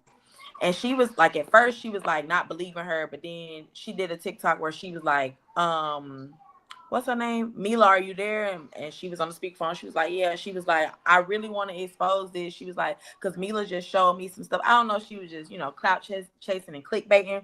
But she was like, Mila just told me and showed me some stuff. And it's like, I believe her. And she was like, and y'all need to believe her too. I don't know how true it is because I ain't never go back and check Gorgeous Doll page, but she was saying how it's more stuff, it's more to it that they didn't bring up and that the girl didn't get a chance to talk about in court. But I don't believe it. I don't Because she didn't understand nothing. That's click. Let me tell you one thing. I think it's clickbait. It's clickbait. Yeah. That's exactly what it's called. It's clickbait. So let me ask you this question though. So like with what she did and knowing that it didn't have all of the evidence or hardly any, right, to go to trial, and then you said that there's plants put out there, right? Mm-hmm. But what are these people looking to gain out? Like Lady Cherie said, even if it don't go all the way to trial, they still get notoriety because they put it, like they exposed them. You looking at gang? I mean, just look at Lil Baby's baby mother. She would have had a baby with Anthony. What's that man's name? The guy that settled for $1.8 million. He paid her child support for the rest of the kid's life in one lump sum. You have to look at people like that. Like once they feel like, oh, I can go get this celebrity, they're in the circle. So her next target is gonna be she's going to go get another football player, basketball player, soccer player. Anybody that she feels she's going to be able to come up off of. And that's basically what it's all about. Last question on this one here. What do y'all think about the statute of limitations or the time that these people are waiting, whether it be 1 year like hers happened in 2025, then you got others that come out 20 years later? Some situations I don't feel are fair. For instance, with Bill Cosby, it was just a whole lot of word of mouth. I heard that he was in a position where he was about to come up, like with NBC. He was about to buy. He was about to buy. Yeah, and I just feel like, no offense to anybody who's been a victim of any of this kind of stuff, but I feel like if you don't tell within time where they could really find the evidence, I don't feel it's fair because they just hung that old man. He may have did it, he may not have, but how can you tell with something that happened that long ago? How can you tell just because they're saying it? It's not even how you can tell. Why wait this long? Exactly. Like, why wait 50 years? Like, he's damn near 90. He was the Jello Man. He was the Pudding Man. He was part of the Huxtables. You understand what I'm saying? So that goes back to his clickbait. Like, at the end of the day, they are, if you ever paid attention, they mostly target Black African American men that are doing well in their careers. Where it's like, if we want to see you win, we're going to take you down. And if it was that detrimental and it was that, hurtful to you, why not say it right after it happens? Why do you have to wait 2 years, 3 years, 10 years to say, oh, this happened to me? I always ask that, and some people be like, unless you are a victim, sometimes you may not understand. And I get that part too. But decades later, it's crazy. if you a victim and you go get a rape kit test and everything done, and you can prove that this actually happened to you, then I would believe that's different. Yeah, that's different. But if you're waiting and you see this man is on the rise and he's about to do this and he's about to do that, then why wait? You're waiting to position yourself. So when you do position yourself, it's about money. Yeah. Mm-hmm. Yeah, because he was who he was back then when it happened. Right. It's about money. So he's the same thing. Same person. And then he's damn near blind. I mean, Bill Cosby was 90-something years old when they put the case against him. He couldn't even damn see. Fellas, what y'all think? Bullshit. I'm gonna be honest with you. More money, more problems. Right, because at the end of the day, bro, it goes like this. The time that this man came out, he even spoke about it in one of his comedy shows. This Bill Cosby. You know what I mean? That's just like me coming up with $1 billion+ and being famous. Yep. And all these women want to be around me, and I want them around me. And I'm like, hey, Rachel, what you want? Oh, give me a cheesecake, this, that, the third. Cool. Cherie, what about you? I'll just take a soda. Cool. What about you? And then all of a sudden, one of y'all friends go, well, I'll take some Coke. You be like, oh, okay, we got some in the fridge. No, not that Coke. I'm like, oh, I got you. Hey, anybody know somebody that can hook her up what she need, so she could be cool? Because everybody else getting what they want. Go ahead and get her. Then all of a sudden, Oh, he gave me coke. Oh, motherfucker, you requested that shit. You gave yourself coke. But look at Like, so did y'all hear about the Ambient Crime Fish owner, the guy that was going with the young guys? yeah, He was saying that they were going to become models. yeah. And they made a whole documentary, and he's on house arrest. He ain't went to jail or nothing Yeah. yet. When he gonna go? It's a federal situation, so that's the thing. When you look at these cases,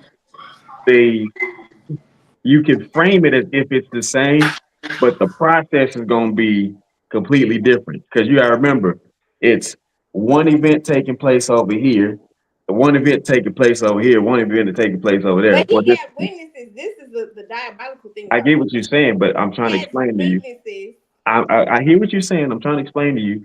What happens is when you got something on federal levels, because what the feds will do is completely illegal, they damn self. They will watch you be fondled. They will watch you be killed. They will watch you sell all fucking drugs in the world to build their case to enough of their likeness that says, hey, now it's time to go grab Chrissy's ass up out of Chicago. Time to lock her ass up. We got enough evidence. We got 15 years of videos and audio. We got your ass now. I think it has to do with race. I'm sorry. I think it has to do with race. At the end of the day, Won't Epstein set it off? Like everybody started coming out to him 25, 30 years later, right? Mm-hmm. But he got whole damn books. He got books, pictures, catalogs, names. Everything. They said they're not gonna prosecute nobody who was found in the Epstein files. Why not? He gone. He ain't gone. He living life overseas. Well, you can say that too, but either way, he gone. Elvis syndrome. Look, Tupac, Biggie, Elvis, all them niggas. No. But when he supposedly hung himself and he was transferred out of that jail, they said they got video footage. Somehow the video stopped at the time when he was supposed to be transferred. In the book that they signed in. Hold on, Chris. Wait. Georgia Pete, this is that urban legend bullshit, right? Because this is the same thing they said. Sandra Bland, her rest in peace, Sandra Bland. Her hair, she was upside down. But look at her hair. It was like laying on the floor. Man, listen. She was dead. She was for sure dead. For sure. So he had a hit put out on him at the end of the day. On Sandra Bland? No, on Epstein. Because Epstein had a whole lot of shit on people. But the question I have is by who? Donald Trump. Hold on, wait a minute. I knew y'all was gonna have we bring up the greatest president of all time. What are y'all talking about? Disclaimer. The views and opinions do not reflect T-Max Network. I want to say this. He was in it though too, right? Though wasn't I mean, there's a lot of people that's in it, but that boy. His wife was in it. What do you mean? Everybody, I feel like everybody who named wasn't a part of all the activities. Like I feel like some of the people named were just there. Like, but you know, some of the let's do this. How many of y'all have ever witnessed a dead man tell on anybody? Nobody. Okay, so there we go. Now, if it was a hit, that's to be determined. Okay, but then let me ask you a question. If that's the case, why is Prince Andrew being charged with everything that he's been charged with over there in London? Everything ain't the goddamn same, Chrissy. Everything ain't the same, Chrissy. If he's getting charged, Chrissy, there's somebody on 61st. There's somebody on 61st and 79 selling cocaine right now, right? Then there's somebody over there on 79th and 71st moving a whole pallet. Guess what's gonna happen?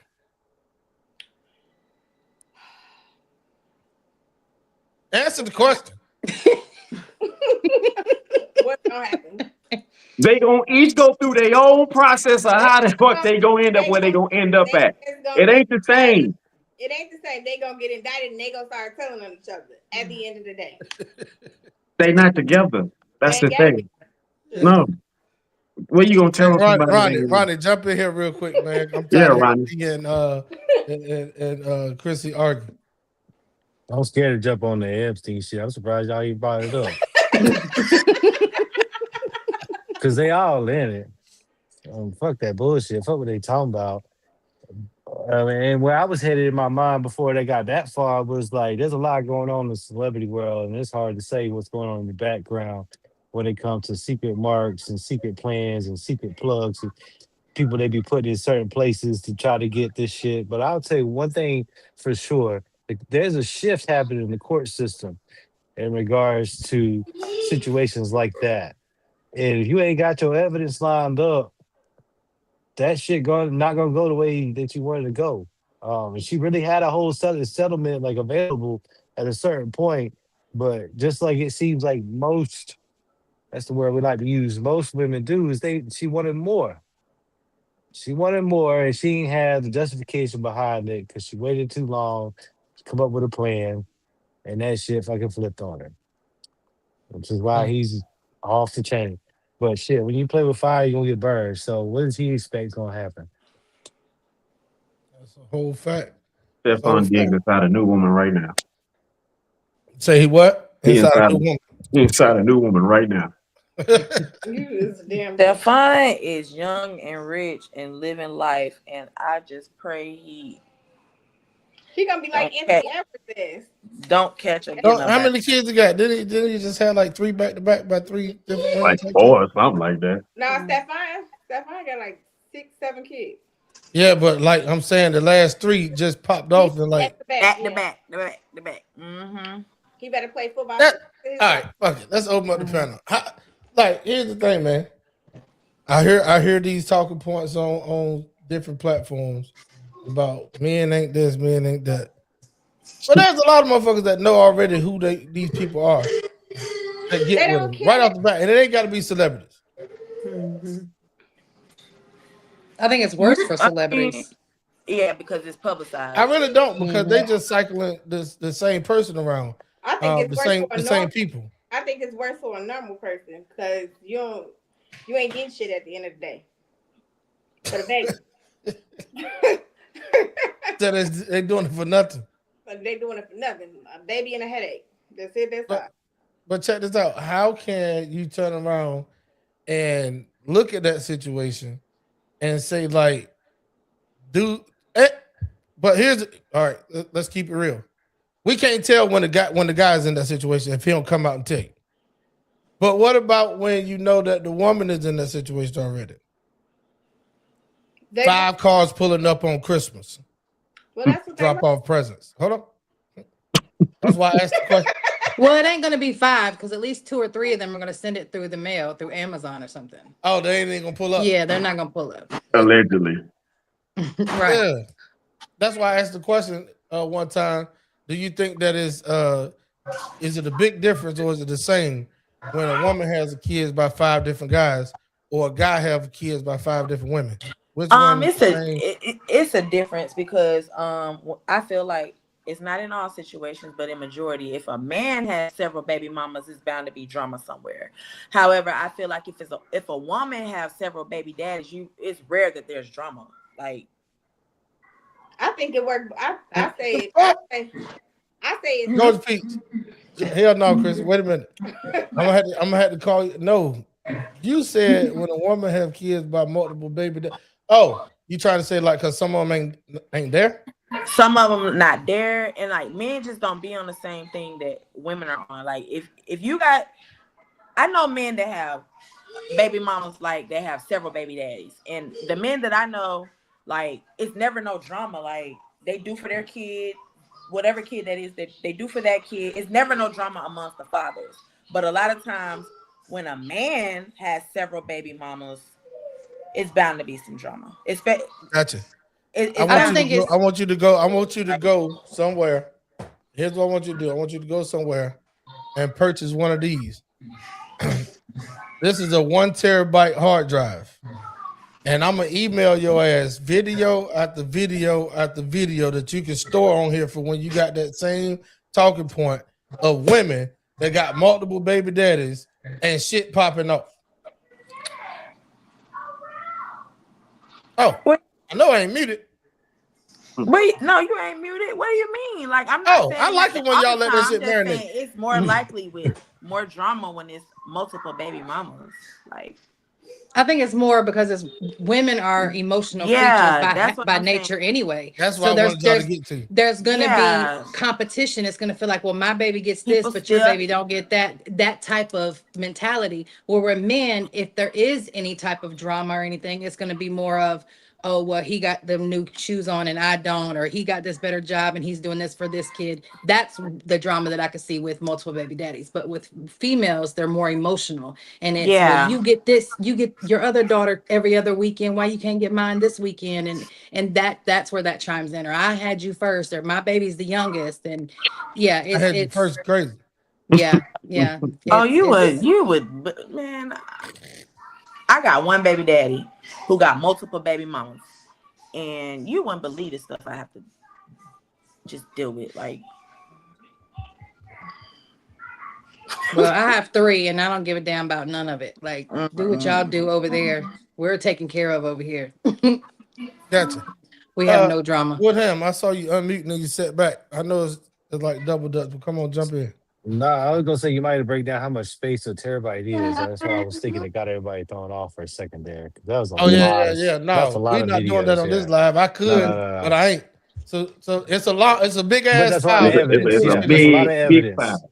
That's a Yeah. lot. That's all I was gonna say. I'm just trying to stress that. It's a big So ass file. for you to it's swallow. kind of like that scene in the movie. Tell me what you know. I ain't telling you shit. You gonna go to jail for life.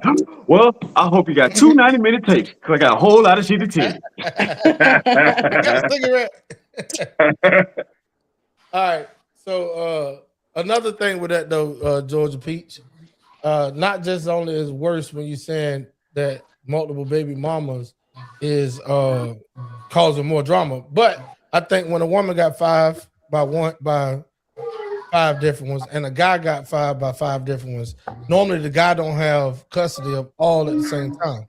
So that eliminates a lot of drama there, unless it's some big family reunion. But you run the risk of the shit going left if you have 2 or 3 out of the 5 baby dads active. Yeah, that's diabolical. yeah, you're right. Well, it's like that lady that was going viral for a video that she made because she had multiple children, and I assume she had multiple fathers. And the one father brought McDonald's for his children, but didn't buy for her other children. And she had a fit on social media and was calling him a deadbeat and this and that. But that he took care of his responsibility. What do you think about that? It sounds like to me that you a real nigga when you about to say, what do you think about him taking care of his responsibility and saying, fuck that other kid? It's not necessarily saying fuck the other kids, but you're not obligated or. Oh, right. Well, this is okay. So my children, my boys go to their dads. They have a younger brother that goes at the same time. Yeah. If I take my boy's food, I'm taking that other little boy food. That's just how I operate. Just like if look at my son's dapping me up right now. Now, if their little brother's mom was taking him food, she's gonna take my children food. That's just how we operate. I think at the end of the day, it comes down to the maturity level and the relationship that you have with your children's father or your children's mother. So y'all have that understanding. If she told him, hey, I don't have the money to get my other children food, so at least come get your kids and take and feed them and I'll figure out these, that would have been different. But the fact that he just dropped it off, she felt entitled, like, no, you have to feed my other kids. Well, no, he took care of his responsibility. My children's father pays child support and I make sure them children have what they need. If the other one don't pay when he's supposed to, I make sure that child has what it needs. That's just how I operate over here. But like I said, it has to be the conversation. It has to be understanding. You have to be on the same page about it. Mm-hmm.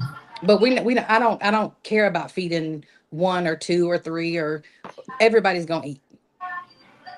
What if he didn't have it? What if he just had enough waiting on payday just for his kid? Then take your children. Well, see, I don't know that situation. I know my He situation. took his child out the house and let him eat the McDonald's in the car. Yeah. The son Then he did what he was supposed to. Right, That changes the whole trajectory of the argument. Yeah, he said he wasn't hungry because he already ate. Yeah. Then that changes the whole trajectory of it. Then there's no argument there. He didn't give that child McDonald's in front of the siblings, so they felt left out. That changed the whole thing of it. But yeah, a lot of extra shit you got to do when those, when we out here doing it like this. It's okay though. We built for it, but society as a whole is man. Yeah. So I got one more for y'all. Hold on. Let me see. All right, too easy. Lady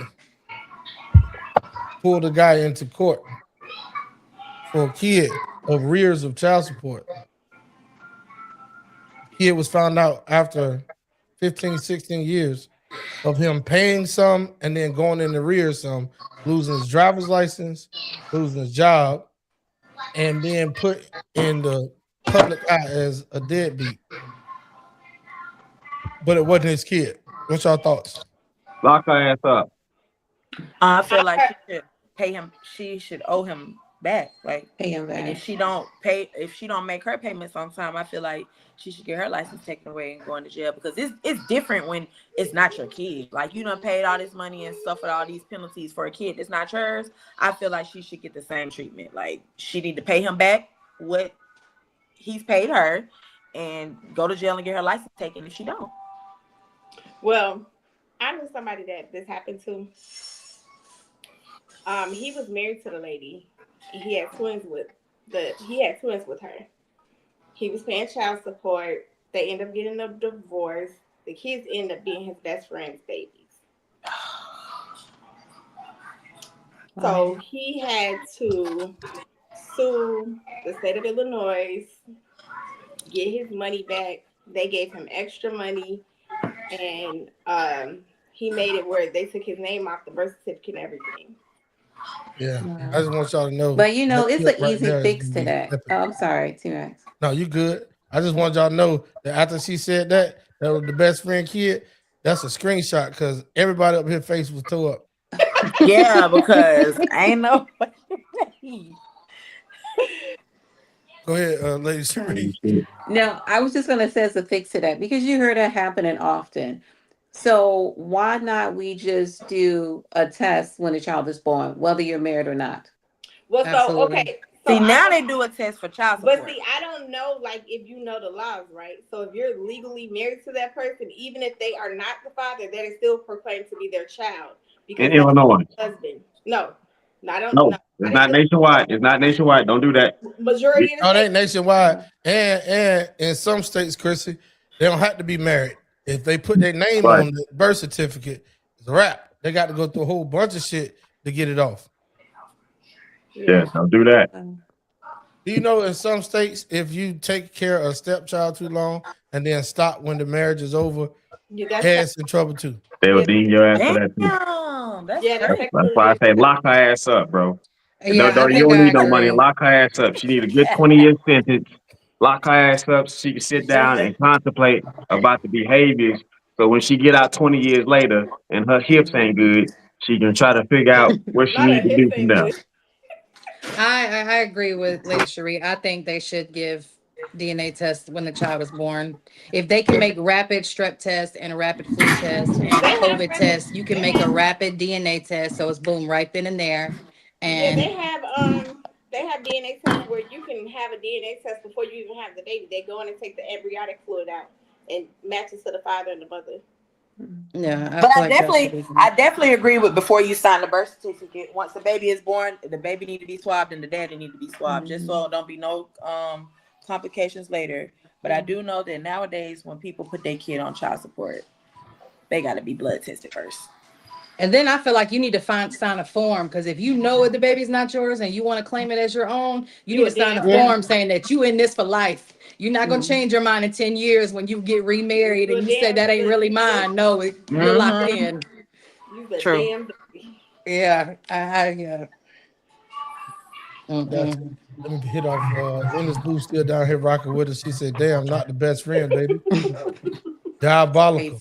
Chantel, what's up, Chantel? Hey, listen, y'all better check us out on T-Max Network at the Content Creators Lounge. Normally, every Sunday, 7:45 p.m. Eastern Standard Time. Tonight was a little bit different. We had a special guest, meeting Steve Brown, so we popped in on his time. But we'll still be, I think this is the Sunday show for this week. Just to be honest, because I'm probably gonna be tied up on this Sunday, but we'll be back to you on next Sunday for another live one. D, do me a favor, bro.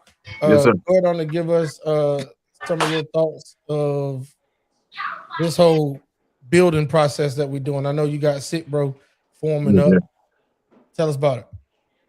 Man, new day, new age, man. Getting the men to align themselves to themselves, through themselves, by themselves, for themselves under God. We see in this day and age where there's so many people without identity, and it all starts with the structure of us, man. Sit, bro. Success is the best revenge overall. And understand that success is not solely monetary, but it's very much spiritual, emotional, mental, and physical, and then physical.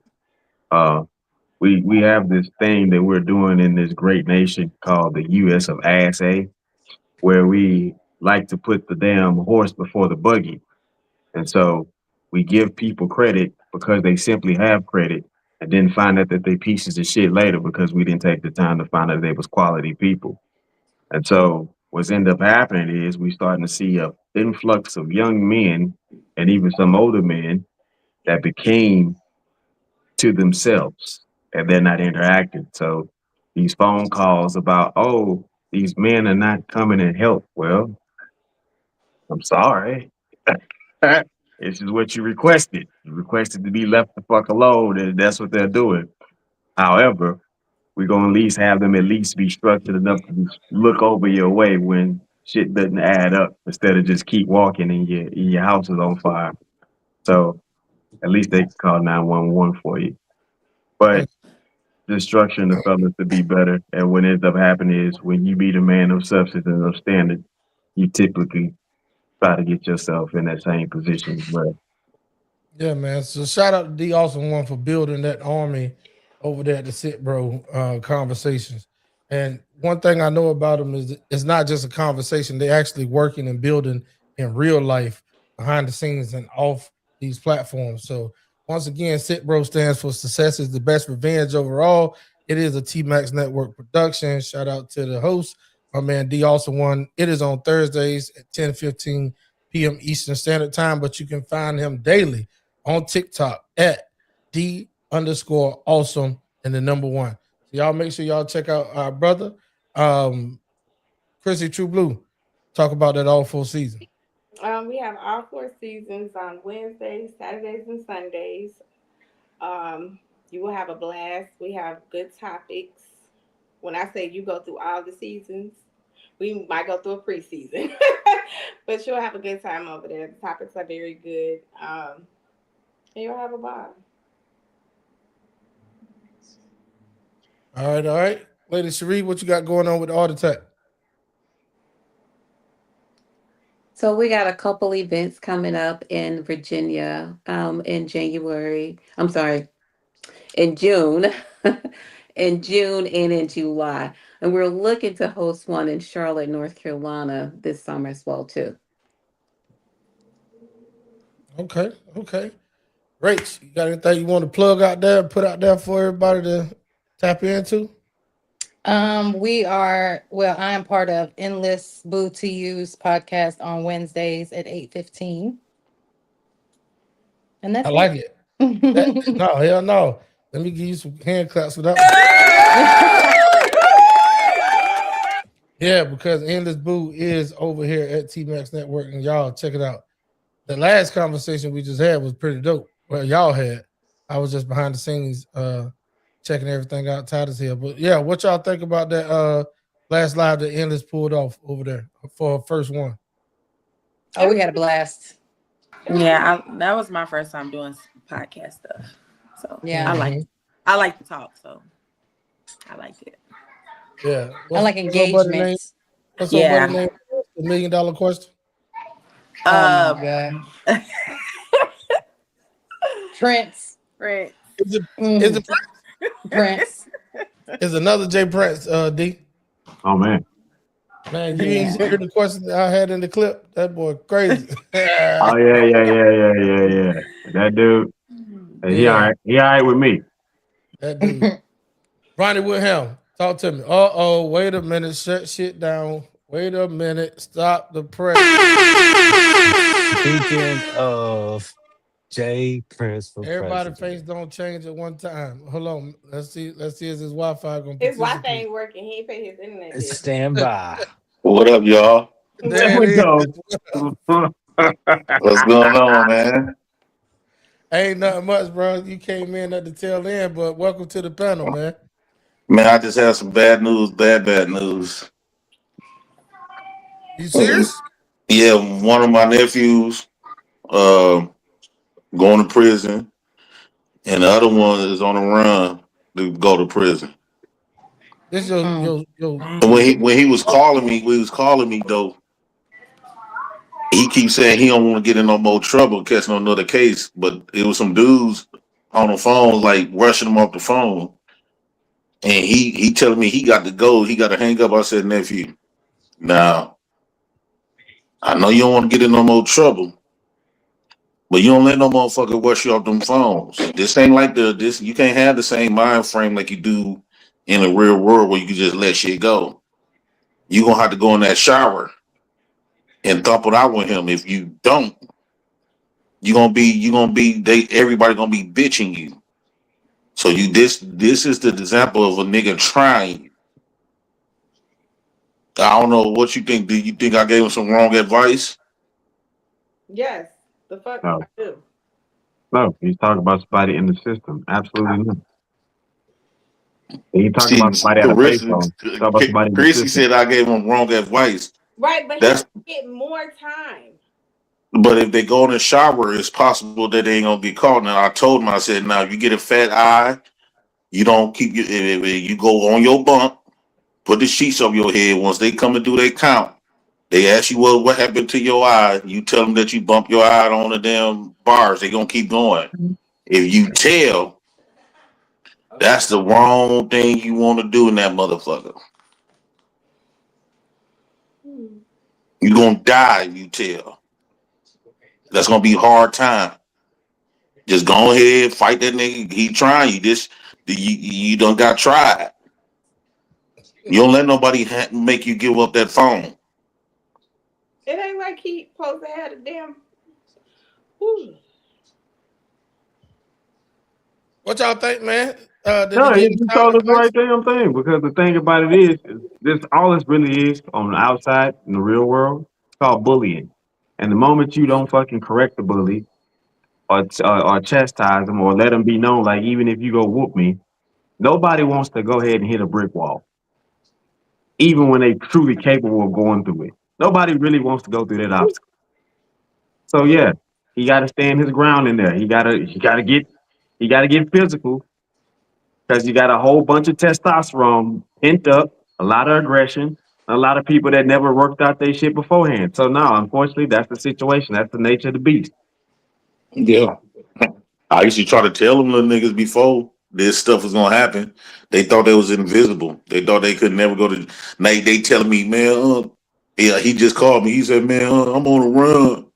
Jail ain't for me. I said, jail is for you. You done been shot. You done got shot at twice. You on house arrest and you ain't number 16, finna be 17 in July. Now the judge telling you that, because he had a court yesterday, we was all in court, him and his mom and them. He up there cussing the judge out. Oh, no. And the judge said, okay, you got to turn yourself in at 3 o'clock. We're going to keep you till you 18. And he cussed him out. He said, y'all going to have to catch me. You know how it is. So now he calling me. Now that shit done settled in. And now I said, now it's not like us. We threaten to whip your ass. And you said he's 16? Yeah, he's 16. I don't think I would have gave him that advice at 16. So he went to juvie? No, he on the run. He ain't trying to go turn him. He trying to run until he turn 18. I said, nephew, you don't got no money. You don't got no money to be running. Separate nephew. Separate nephew. My other nephew, he turned 18. He like, man, he called me every day from jail. He was like, man, I should have listened, y'all. Now I see what you saying, I see what you been saying. I said, now you going down your uncle lane. No, This is the tree that you kept barking up. And you can go to jail inside of jail. You go to the hole. That's another jail within the jail. Right, and then you get more time put onto your time as well when you do dumb shit in jail. Or But you get a target on your it's back. principles that you got to live by when you in jail. And Chrissy, all that you talking about what he shouldn't have done, like Race just said, you get a target on your back. Yeah, jail is bitch boy. different. Like I don't know where you're from, but like prison here in Georgia is from where crazy everybody right it's bad. now. My baby And Wisconsin. my cousin my just baby came daddy home from a 20-year bid, and he you said, say what, Chrissy? That's what you really Hold on, wait a minute, y'all. Let Race get it out. Go ahead, Race. no, I was just saying my cousin just came home from doing a 20-year bid. He got locked up when we were 19 years old. He just came home 2 weeks ago. And he said that there were times that he didn't think that he was going to be able to see daylight again. He didn't think he was going to make it another day. That's how insane it is behind them walls. People Yeah. are fighting to live behind bars. It's real bad. Yeah. It's bad. My little cousin was just on the run. They just popped him off. He was on the run for about 5 years. He was a Milwaukee most wanted for a murder. Now they got him. Now he looking at 25 to 50. You know, and we trying to get self-defense because they did come shoot at him. And you know, but the thing is, he should never stood over a motherfucker, allegedly. Yeah. So we want to get preventative around here, Jay Prince. If you got any more nephews, before something happened, tell them to go to sit, bro. And D also one is gonna actually start popping off this good doggone sound thinking where people can make real good choices and decisions out of it. Yeah, and then do you think because about them being young, because we be trying to like to coach them. It's like they peers. Well, not even Their that, bro. peers is more influential to them. They look at us like we old, we soft, like we wasn't there before. You got to play the game. It's a game, JP. So what it is you let that little motherfucker talk till they can't talk no more, and then you go ahead and interject. It's the same thing. Just like when we do women. Yeah. Okay.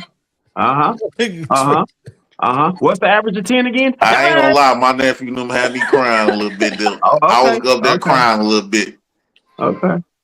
But you know, I can't say this though. Like Milwaukee is real ghetto, and then I got worse. And we keep telling them. Now this is where I'm confused at. Cause I'm telling them, no, you don't need no gun. You need to go out the bin, but everybody around them killing. They shooting. So potentially, I'm gonna get my own nephews them whacked by telling them they don't need no gun because everybody around them got that and they using it for little stupid shit. School. Just find you a hobby, cause. But see, out there it's totally different. A hobby is crazy. Hey, look, hobbies ain't. Chris, you don't know. You must have never really been in Milwaukee. For me? Yeah. I know somebody that's in the school district of Milwaukee. I know how the kids is rough out there. You don't. So do you know they be shooting every day, all day for nothing? I think environment plays a lot. I think you think Chicago is the only place where they get down like that. This was you sadly mistaken. When I was going out there, I wasn't going to no hood. I was going to the suburbs. Oh, like Wauwatosa and West Dallas and shit. Nah, I was going like 15 minutes before you got to Milwaukee. Oh, Kenosha and Racine. No, I wasn't going to Racine. I forgot where it was, but it was Kenosha. Hey, Jay Prince Slick, he trying to track your ass down.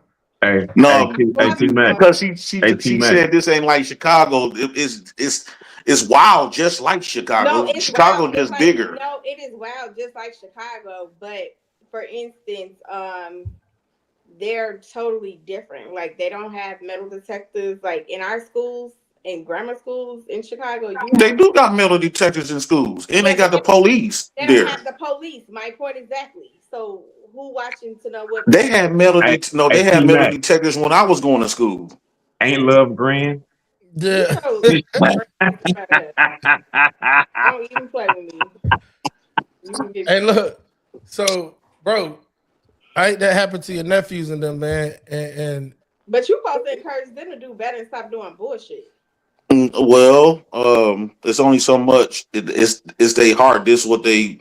How's it they heart? They 16 years old. Their mother is responsible for them until they become 21 or 26. Last time. No, and that's what the judge was trying to lock my sister up. But at the end of the day, you got to beat your kids these days. If you don't, like the way my nephews be talking to their mama, the way they be like he be threatening his mama with guns and disrespecting, bringing like 30 niggas to her house and stuff. Hey, what you mean? Is she responsible? There's only so much that the law allow us to do. And she allow him to talk to her like that? No, she be what? No, the thing is they disrespectful. But they didn't just get disrespectful though. They had to have been disrespectful. No, when they go around other kids, these other y'all gotta understand. You know, the environment raises your kids after your kids turn about 10 years old, 12 years old, they environment take over. Right. They might take in a little shit that you done raised them with, but the hood take over raising them after that. But at the same time, you're talking 10 and 12 years old. If my 10 and 12-year-old son came in here and was being disrespectful to me, I'm choke slamming you. I'm letting you know I still run this shit. Well, and guess what? You're going to jail. My baby mama lost her kids. The reason why I got custody of my kid, because my baby mama done that same thing with her 12-year-old daughter, and she was facing 21 years in prison. So since that was her first case, they managed in dropping it, and I still got full custody, but she never got her kid back. She don't got none of her kids back, so she had to create new kids. Her other kid that she just had a baby, that baby was like 2 or 3 years old. The state came and took them kids. You can't put your hands on kids. I know you and now no more. Leave marks. You can definitely put your hands on. You talking about choke slam? You definitely gonna leave a mark. If my children are big. My son is 6'2". I will choke slam you if I have to. You're going down. How tall are you? 5'8" and a half. You ain't choke slamming kid. I'm choke slamming. Best believe. You gonna catch him when he laying down. You gonna catch him when he laying down. I'll kick you in your kneecap first, but you're going down. You gonna catch him when he laying down. We're not doing that. And I'm then a what's single so crazy? Most of these parents, they don't agree with whoopings and stuff like that. So they like to think that, oh, you could just talk to your kids or take stuff away from them. That still don't work. I say everything starts at home, because if you back in the day, baby, we didn't have no cell phones, we didn't have no social media, we didn't have any of that. So our parents basically had to trust us that we were going to school, coming back home, and we were doing what we were supposed to be doing as children. Well, things are different now. The tablets and stuff, they giving tablets in elementary school. You starts at home, because you ain't gonna be talking crazy to me. I'm sorry. But it's also none of that. It's also consistency too, because if you have a 10-year-old who is starting to be disrespectful and you start to discipline, and then you start to slack off, then they go outside and like you said, their surroundings, their peers, they learn that, and they come back home and they're still being disrespectful, and you're not consistent with how you're on them. Of course, it's going to get out of hand. But you have to stay consistent with that. I don't care if you talk to me crazy on Monday. They going at 10 and 12. What the hell they doing at 10 and 12 years old? These kids is having sex at 12 years old now. My nephew got a baby on the way. SpongeBob and he was 16. Bro, I think all the shit coming from Milwaukee, J. Prince. Sound like it's just migrating out to the rest of the country. No, I think that the social media done affected. Social media and GTA done affected all these little kids across the globe. Now they kill. My nephews is kill boys. Is who? Kill boys. What the hell? He went viral. Both of my nephews went viral carjacking somebody in the police. They should have came to Chicago, because 2 little kid boys went viral, and the guy told them, the next time you come to my car, I'm gonna shoot your ass. And guess what he did? He shot the little kids dead. Yeah, my nephew got shot. He got shot in the chest. They not here to talk about it no more. And guess what happened? Well, this is when his mother. I ain't never go to Milwaukee or Chicago. I just want to tell y'all that right now. Bypass those. Fuck the whole Midwest. Yeah. You know what's so crazy? You know what's so crazy, T-Max? When my nephew knew when he got shot for stealing that car. Now his girlfriend That was her mama car. So the girlfriend had my nephew to steal her mama car. And Who when the shot him in mama and the chest? stepdaddy, Who shot him in the chest? the stepdaddy, when the mama and the stepdaddy pulled up, all they see is their car getting taken. They didn't even know their daughter, her daughter and her boyfriend is actually still in the car. The daughter was in there too? Yeah, the daughter was in there with my nephew. It was her mama car they was stealing. And they just unloaded on the car. They just dumped on the car, yeah. This shit crazy as hell, man. You need to write. I'm telling you, you need to be a whole damn Steven Spielberg and start doing movies straight off of your life, bro. This is crazy. Hell. But I'm telling you, the impact of a woman. Here we go. Here you go. Now, you're not gonna blame that shit on us. Here we Hold go. up. I'll tell you. Look, this is the reason why he's viral right here. I was just waiting. No, Patiently, because I knew he was going to say the impact of a woman don't have shit. Yes, people don't want to say it, but men do anything to please a woman. I knew a straight dude that went to school and stuff, but he liked this one specific woman. A man does anything to please a woman. You know what? My guy, I knew a dude that he was a working hard man, but he liked this ghetto chick, but she liked the dope dealers. This man gave up his whole career and bought him a lot of dope and sold dope, and now he doing 20-some years in prison because he gave up that life and trying to please this bitch. Well, he should have been he's just a dumbass. Like, He be all right. no goddamn dumb. No, but when a man wants a woman, he'll do anything to please her. Men like to go out their way to please women. He's a damn dummy. That goes for the caliber of women that you're going for. Therefore, unfortunately, black women love dope dealers and dope and them niggas. Black women don't start liking good boys until they get in their 40s. Chrissy lying. She knows she got her some little thugs. She done had some thug dudes in her life. Fellas, come on over to sit, bro. Success is the best revenge. Chrissy is lying. Chrissy, so you never dated out of prison. Chrissy, so you never been with no gangsters? No. You a fucking lie. What about dope dealers? No. So your dudes been nerds. Yes. Get the fuck out of here. Because I'm a nerd. Fuck me. Anybody out here been with dope dealers before? Dope dealers or thugs or whatever y'all want to call them. Yeah, she from Chicago, T-Max. I know how she moved and how the way she carried herself. I know she got a family full of them gangsters, and I know the men that she picked it just like her family. How's my family? You know how they is. Tell me how my family is. I come from a good family, so how's my family? We ain't gonna speak on it. No, speak on it. You don't know her family? I know she from Chirac, T-Mac, and her persona. Hold on, Rachel picked up on it. What'd you say, Rach? I said he wants to know her family, though. Look at him. Baby, he lighting up when no. Yeah. He got the I whole told you, panel ain't on love his green. screen, Hey, but he Chrissy. zoomed in on Chrissy's little Yeah. box. Look. Before I realized that was that fan around his neck, I said he done came over here and put on the whole button up for you. I know you fucking. Oh yeah.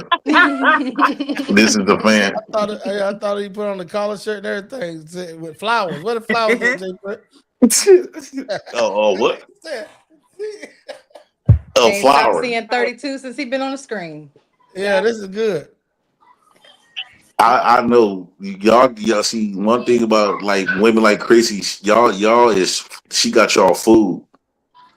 That girl, she just up here playing the world. That girl is street, or her whole upbringing was completely street. She know better. So you think the whole Chicago is like that? My upbringing is no. I'm not far from the street. So you grew up in the suburbs. What side of Chicago? South side? I grew up north. Peter Greens. The who? I grew up The in Peter East Green. That's the project. East Rogers Peter Park. Greens is the project. Endless Boo say, I mean not Endless Boo, Relentless say all of Milwaukee got up syndrome. Oh shit. Well, shout out to Relentless. Yeah, for sure. But look, What's man, your topic today? You heard about that case? Which one? Stephen Diggs with the. That's what we talked about too, right here. The fool beat the case.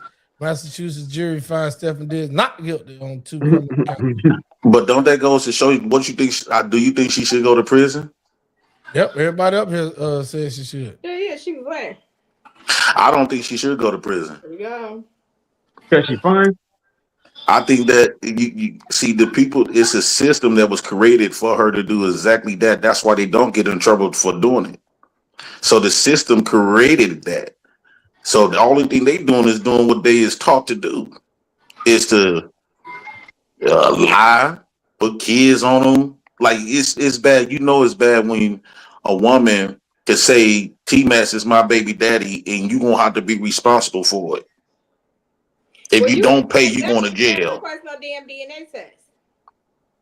In Detroit, if a woman put your name down, have you seen that dude? His name got put down on the birth certificate, and it's not even his kid, and he's facing prison for child support. Explain that. I tell you, these courts are not friendly to you. I think women is nothing but a setup based off this, because the system gives them that leverage. So they only doing what the system allowed them to do. I appreciate you so much, Jay Prince, because every time you say the next sentence, their faces give me clips. I'm telling you, all my clips be going viral from the facial expressions. The diabolical shit that he say out his mouth. Is it really diabolical? What's diabolical is that it exists. Mm-hmm. No fault divorces, the man ends up with losing. So it's like they give women all of these incentives to fuck over the man. Your degree, you think you got your degree, you being smart. No, a black woman's degree is nothing but an extension of welfare. It's to make black men feel like he ain't shit. It's to make her feel like she is better than a black man. And it's to make her feel like, because you think about it, every time a black chick get an education, she always want to talk down onto the black man. It's education, not education. It's education. It's education. Well, good. Congratulations. You know how to pronounce the proper white man's language. Hold on, Rachel, unmute your, Rachel, you got something to say, because your face is and all. And then Georgia Peach at the bottom. Y'all just meeting Jay Prince. What y'all think about him? On a scale of 1 to 10, you can't use 7. A 10. He's a 10. Look at that crazy motherfucker. He's a 4. He a 30. You talking about a 10? He's a 30. I just think it's the name Prince. I don't know. He's just talking though. He's just clickbait. No, ain't no way in the world ain't no way you feel like a black woman with education do it just to shit on a black man. Christy, hold on. Wait a minute. Jay Prince, hold on. Let's hear her out, because y'all was over talking to her. What you said, Georgia Peach? I said it got to be clickbait, because ain't no way he think a black woman getting an education is just to shit on a black man. That what? He said education. That's pretty much what you're saying. Like they go get degrees just to down. No, they don't. No, they don't. It's to be independent of their man. That's why when majority of them do get an education, they always say, I don't need no nigga for shit. I could do better than you. No, black women is the only ones up there bragging that they got more money than they man. A lot of these black women with degrees got husbands and families. A lot of them. A lot of them. And I guarantee you, most of their men is most of their husband is white. No. Most of their husbands is white. No, it's not. Come on, bro. No, it's not.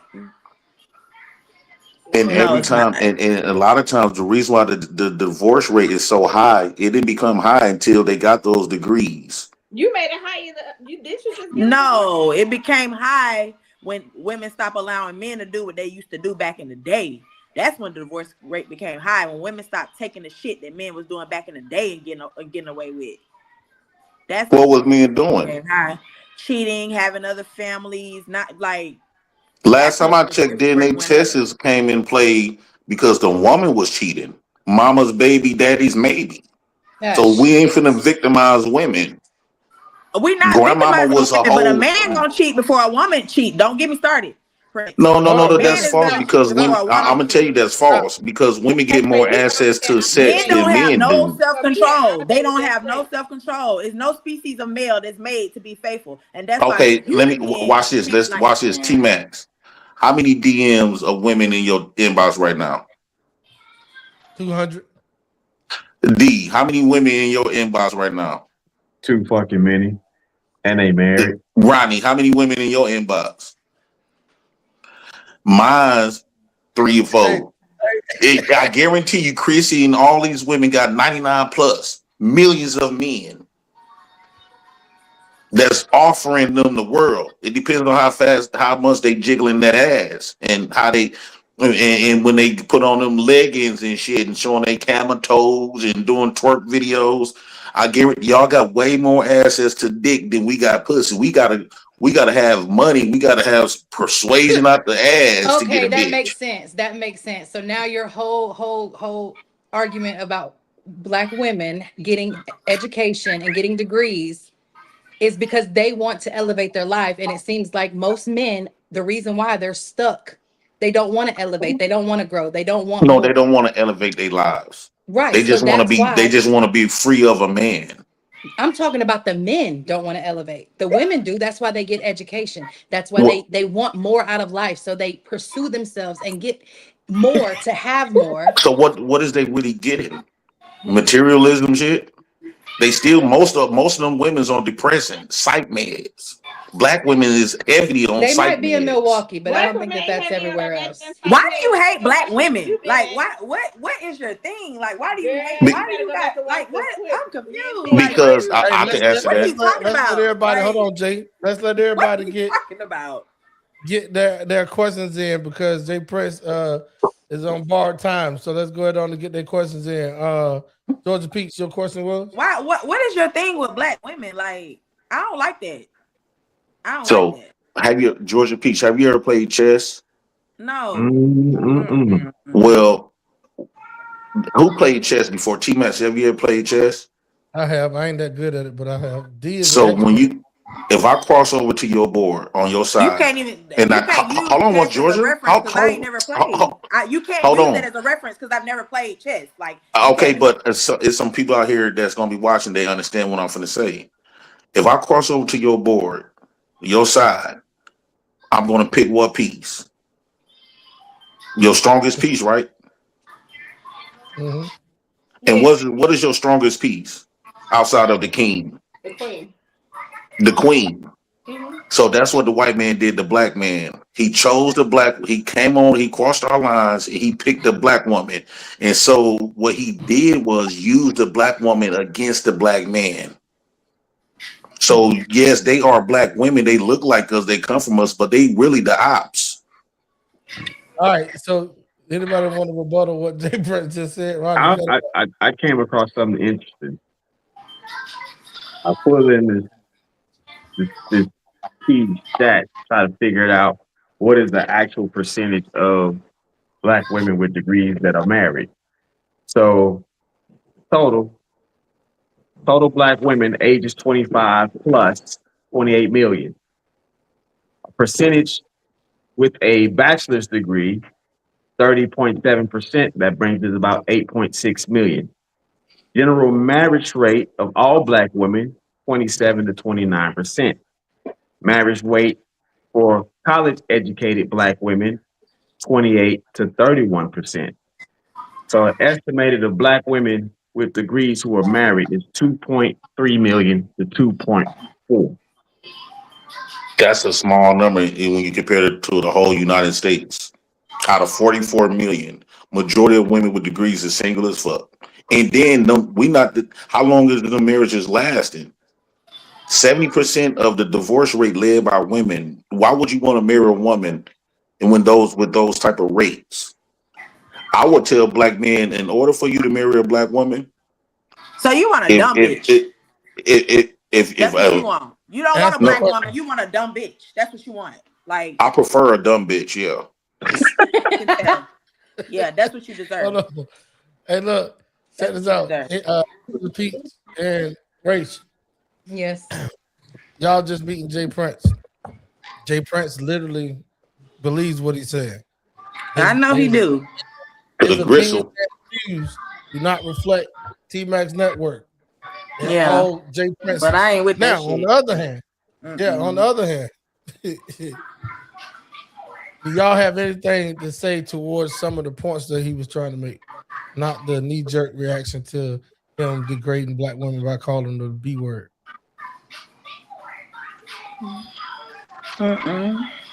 Let me ask them questions. Let me ask you right quick before I go, T-Mac. All right, go ahead. Ask the question. So we finna see how selfish these women is. If y'all want black men to marry you, right? Would y'all agree to, in order for us to marry y'all, just like we got to sacrifice in alimony? Let's say if I've been taking care of you for 10 years and woo out the band, right? And you depending on my income, I should be able to maintain that until you get remarried, right? Y'all agree with that? Now, on the other end, it's a sacrifice for us that's never been mentioned in the divorce court. So since I've been dependent on your pussy for those 10 years, right? If we get divorced, you got to give me some pussy, still maintaining sex, because your pussy is the pussy that I've been fucking for 10 years, right? And let's just say, so let's say we get divorced and the judge say, okay, you got 30 days, right? And we ain't gonna force you. They're not gonna force you to give up your womb, right? So I make a checklist. So let's say the judge say, okay, you supposed to give me sex 2-3 times a week. I go by your house. You don't give me sex 2-3 times a week. So within them 30 days, I could show the judge every time I came by Georgia Peach House, she denied me for sex. The judge will check that out. Your alimony disappears. You can no longer get alimony. Would y'all agree to that marriage then? Because why is it always that the men got to sacrifice but not y'all? Y'all really ain't giving us shit no way. Especially if you can't have kids. What are you really giving us? We sacrificing every motherfucking thing in that punk ass systematic love if you require triangle. me to give you pussy 2 to 3 times a week, you're damn right you're gonna pay me alimony. Because if I didn't want it when we was married, I damn sure don't want it while we're getting divorced. So you're going to pay me to get that mediocre dick 2 to 3 times a week. You're going to pay me. Chrissy, I'm going to get would my you be own okay points. I don't with? need it. Would you be okay with? You want here? Would you be okay with if let's say if a man marry you, and part of the marriage or the divorce court is, if he been taking care of you for 10 or 20 years, he got to pay you alimony. But on the flip end, that's his sacrifice. On the flip end, let's say you get divorced, you still got to give him sex. You still gonna have to fuck him, even if y'all not with each other, until he get remarried. Would you want to be? Would you agree to that? Hell nah. I'm good. You see how women is not willing to sacrifice for you, but they expect for you to sacrifice everything for you. Why the fuck would we? Why would we get married? But Jay Prince, neither one of the women on here is gonna go for that. Like in the whole world. You know why? Because we ain't never stood on nothing as men. No, but if We just let everybody. We let everybody outside of the black man tell us what's best for us. But you were already taking care of the household before the divorce, before the alimony took place. If you were already in charge of that and you already handled that, why does there need to be stipulations in the divorce that I have to give up something to you to continue to do something that you was already doing? Because we both was benefiting. If you was already fucking me for 10 plus years, right? It's called a sacrifice on both ends. So if you've been fucking me for 10 plus years, you should continue to fuck me till I find another bitch to take your place. You probably would find one the same night. So what you would still have to. It don't matter. It don't matter because you see it's always one sided. We're gonna let some people chime in on it. Ronnie Woodham, you got anything you want to add to it? Shit, I'll pay my ex not to fuck me. Fuck all that bullshit. Because who the fuck, if we divorced it, why would the fuck would I want that? Like, to me, that's just different. Yeah, I can make money, but I can't make pussy. But I assure you, I can buy it. I can buy it all day long. It's just to make her feel uncomfortable, just like I'm uncomfortable giving her my money. Yeah, if I'm divorcing, I ain't trying to lay with that bitch. Fuck that. I don't want nothing to do with it. That is not on the table. It should be optional for us, though. They should be able to sacrifice something. It probably would stop them from divorcing so easily. 70%, 80% of no fault divorce is done by women. You know why? Because they don't sacrifice shit. It's always us sacrificing. I'm with it, but if you really man, like you can go get that shit. You ain't got to let you ain't got to put in contract No. I want it from sacrifice her. that. I want it's a lesson within that, right? It's a lesson within that. So yes, of course I go get another woman. No, I want it from her. They can go get money from other niggas. So why do they need our money? The men that they divorcing, they can go sell that pussy and get money from another nigga that day. So it goes both ways. I love Jay Prince, bro. Cause he say diabolical shit. Because he makes motherfuckers uncomfortable. Cause he say diabolical shit. Because he makes motherfuckers uncomfortable. And when you have to be in an uncomfortable position, you have to then check yourself as to why the fuck am I uncomfortable? That's why I love what he's saying, even if I don't agree with it, because you have to go into a place in your mind and say, what is fucking bothering me that I have a problem with what another man is saying, even if I don't want to agree with it or not. The fact that the thing that he's saying is what he's talking about is equivalent exchange. And to his point, all he's saying is, if I have to come off of X, Y, and Z in exchange, if it was viable, would you be okay to keep receiving X, Y, and Z if you gave up A, B, and C? And so just from listening, it sounds like the majority of people wouldn't. I understand Ronnie's point, because if you really but just distracted and all you want to do is stay away from somebody, and that's what that. But a lot of cases where we found about divorces, most men didn't want or desire the divorce. The women did. So when you say, if you've been doing all of this, keep doing it. But don't expect a warm meal. Don't expect a fair treatment. Don't expect kindness. Don't expect respect. But keep going out there and working 10 to 12 hours or whatever you're doing, and make sure that you come in here and have my check first, 15th, and 39th, the 30 day or whatever of however, and just go about your way. So to his argument of equivalent exchange, it's making people uncomfortable to have to be fair. Yes. And I think that men should not sign up unless women are willing to give up that pussy in a divorce court. I think us men need to stand on business with that.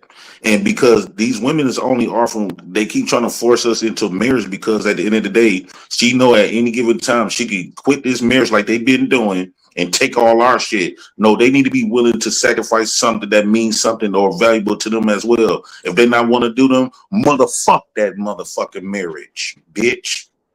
All right. I'm Jay Prince for president of United Negro Nation of the Black House, and I approve that fucking message. Yeah, we did not. Good night, ladies and gentlemen. Not approve that message. All right, man. Shout out to Jay Prince for pulling up to the panel.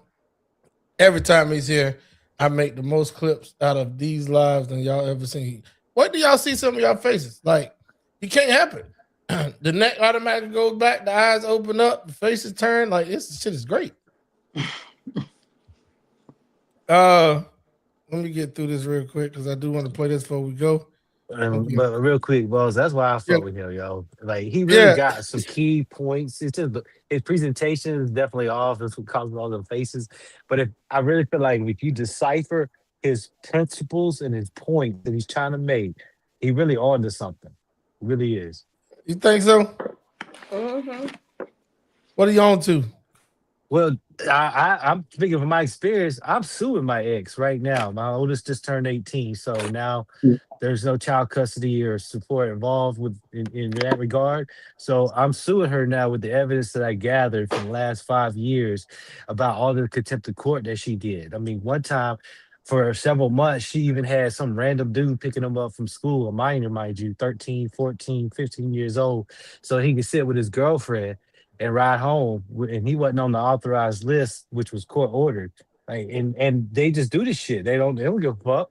They just let that shit happen. And I'm supposed to be paying $1,000 a month, and I don't know about his events. I didn't get to participate in his fucking band shit. Like, I didn't know anything about nothing. Hell, I missed spring break, which I was supposed to have him on because they hid it from me. It's diabolical. So, like, to an extent, he really got a point about that equal exchange. Like, if I got to sacrifice, where's your sacrifice? Because when you go through a case like that, in particular, mother gets primary custody, right? And with those specific situations, and child custody is in play, the mother ain't got to do anything but make sure that you get visitation.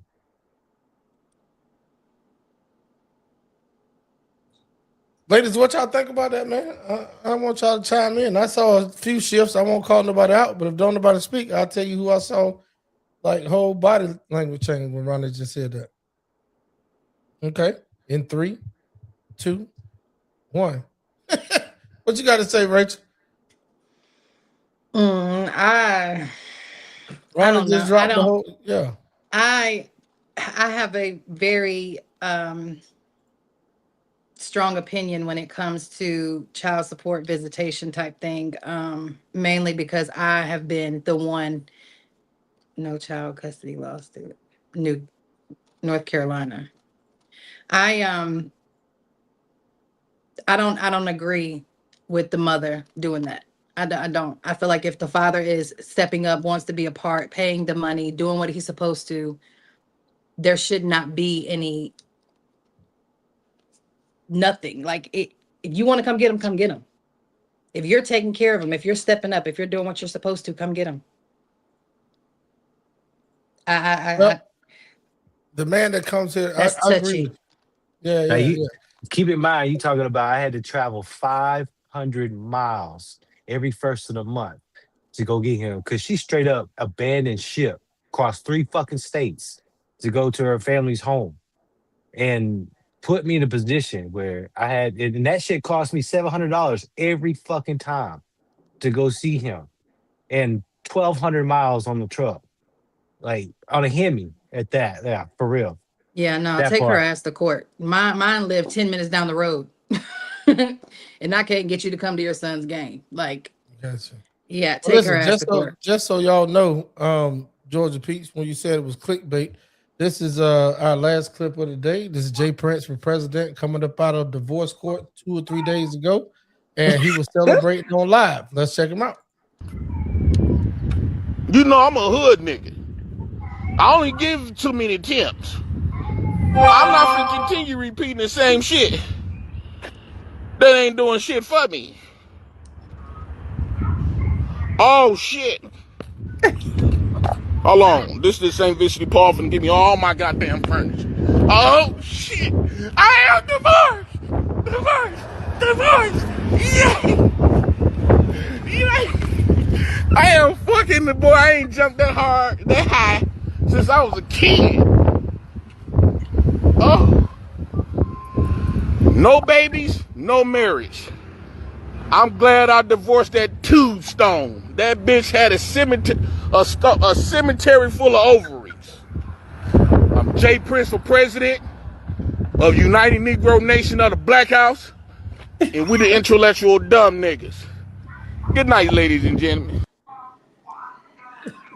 Oh, you should have played that first. So then I Yeah. would have understood. You should have played that first. Nah, And then if I'd have played it first, I wouldn't have this viral clips of these facial expressions. Y'all would have understood who you dealing with. I got to give you up front and personal to get your natural reaction, and then we let you know. But that ain't clickbait. That's really how you think. I see. That's why you should have played. Now I know. Couldn't have played it first. I love to get the natural reaction. Jay Prince is a family member over here at T-Max Network. He pull up every now and then. I'm surprised Mommy 3 Love ain't pull up. I ain't seen none of them late. They just saw that we were live and came on over. Endless Boo. Shout out to Endless Boo. She said, ops with the big eyes. She said, Lord Jesus, take the wheel. All right. Shout out Endless Boo. Shout out to CC Loyalty. Shout out to Relentless, Brother Relentless up in the building. Shout out Linda Anderson. Shout out T-Max Network. F1 niggas. All right, too easy. So here we go. Going down to Sunday. We will not probably stream Sunday. I just remembered that Sunday is Mother's Day. So to any one of you ladies on the panel that happen to have children, right? Happy Mother's Day to you. If I don't talk to you, Happy Mother's Day. when- Happy Mother's Day. Thank you. You see that shit, D? I'm Beyonce. Look. Whoever just spoke first out of y'all is dead wrong. I was giving y'all happy Mother's Day, and I couldn't even get mother out before y'all started doing that sister code shit and just took over. Happy Mother, happy Mother, happy Mother. All right, so fuck it. Go on, shout yourselves out. We ain't gonna never do it. Go ahead. Chris, That's that 0.5 shit, bro. Yeah, that's that 0.5. Go ahead, Chrissy. Tell everybody happy Mother's Day. You said it first. Go ahead. I'm gonna let you complete your part. No, we can't. This is a one-sided word. This is a one world. Is that what y'all changing this song to? Nah, we ain't gonna change the song. Okay. We ain't gonna do that to y'all. Y'all gonna not say happy Mother's Day on Father's Day. Say happy Father's Day to yourselves on this Father's Day. You said we're not gonna do what? On Father's Day, y'all stop doing that, right? Stop doing what? Saying happy Father's Day to yourselves. I never said that. I ain't never said no happy Father's Day to a woman. You know they actually made like Hallmark cards and all that shit. That was a real thing. Real thing. That's interesting. Yeah. I just think that a lot of y'all want to be us so bad. That's why the cigar lounges are full of intruders. We go over here to smoke a cigar, and here y'all come. Pool halls, here y'all go. We can't even see asses and titties in the strip club without you being right there beside us. What is going on?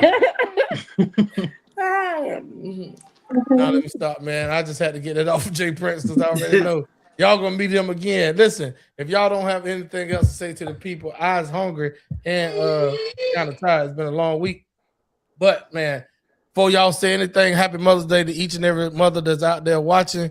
Happy Mother's Day to all the mothers on the panel. Shout out to my man Ronnie Woodham, the Awesome One Vice President of the T-Max Network. Shout out to Georgia Peach, Chrissy True Blue, Lady Cherie, and Rach. Check this out, Rachel. I'm gonna say the whole shit because Rach refined. Yeah, it's Rachel though. Yeah, I'm gonna have to say the whole shit. Rach refined. Is that what you want? You got it there, so you want us to say whatever. Right. Too easy. Rach refined. Appreciate all of y'all for pulling up, man. My name is T-Max. This has been another episode of the Content Creators Lounge, man. Y'all have y'all go. Peace. Father God, I come before you today, head bowed and body bent. T-Max, I'll give it up, give it up, give it up, give it up, give it up. Thank you, brother. Lord, I want to thank you that last night my bed didn't become my cooling board.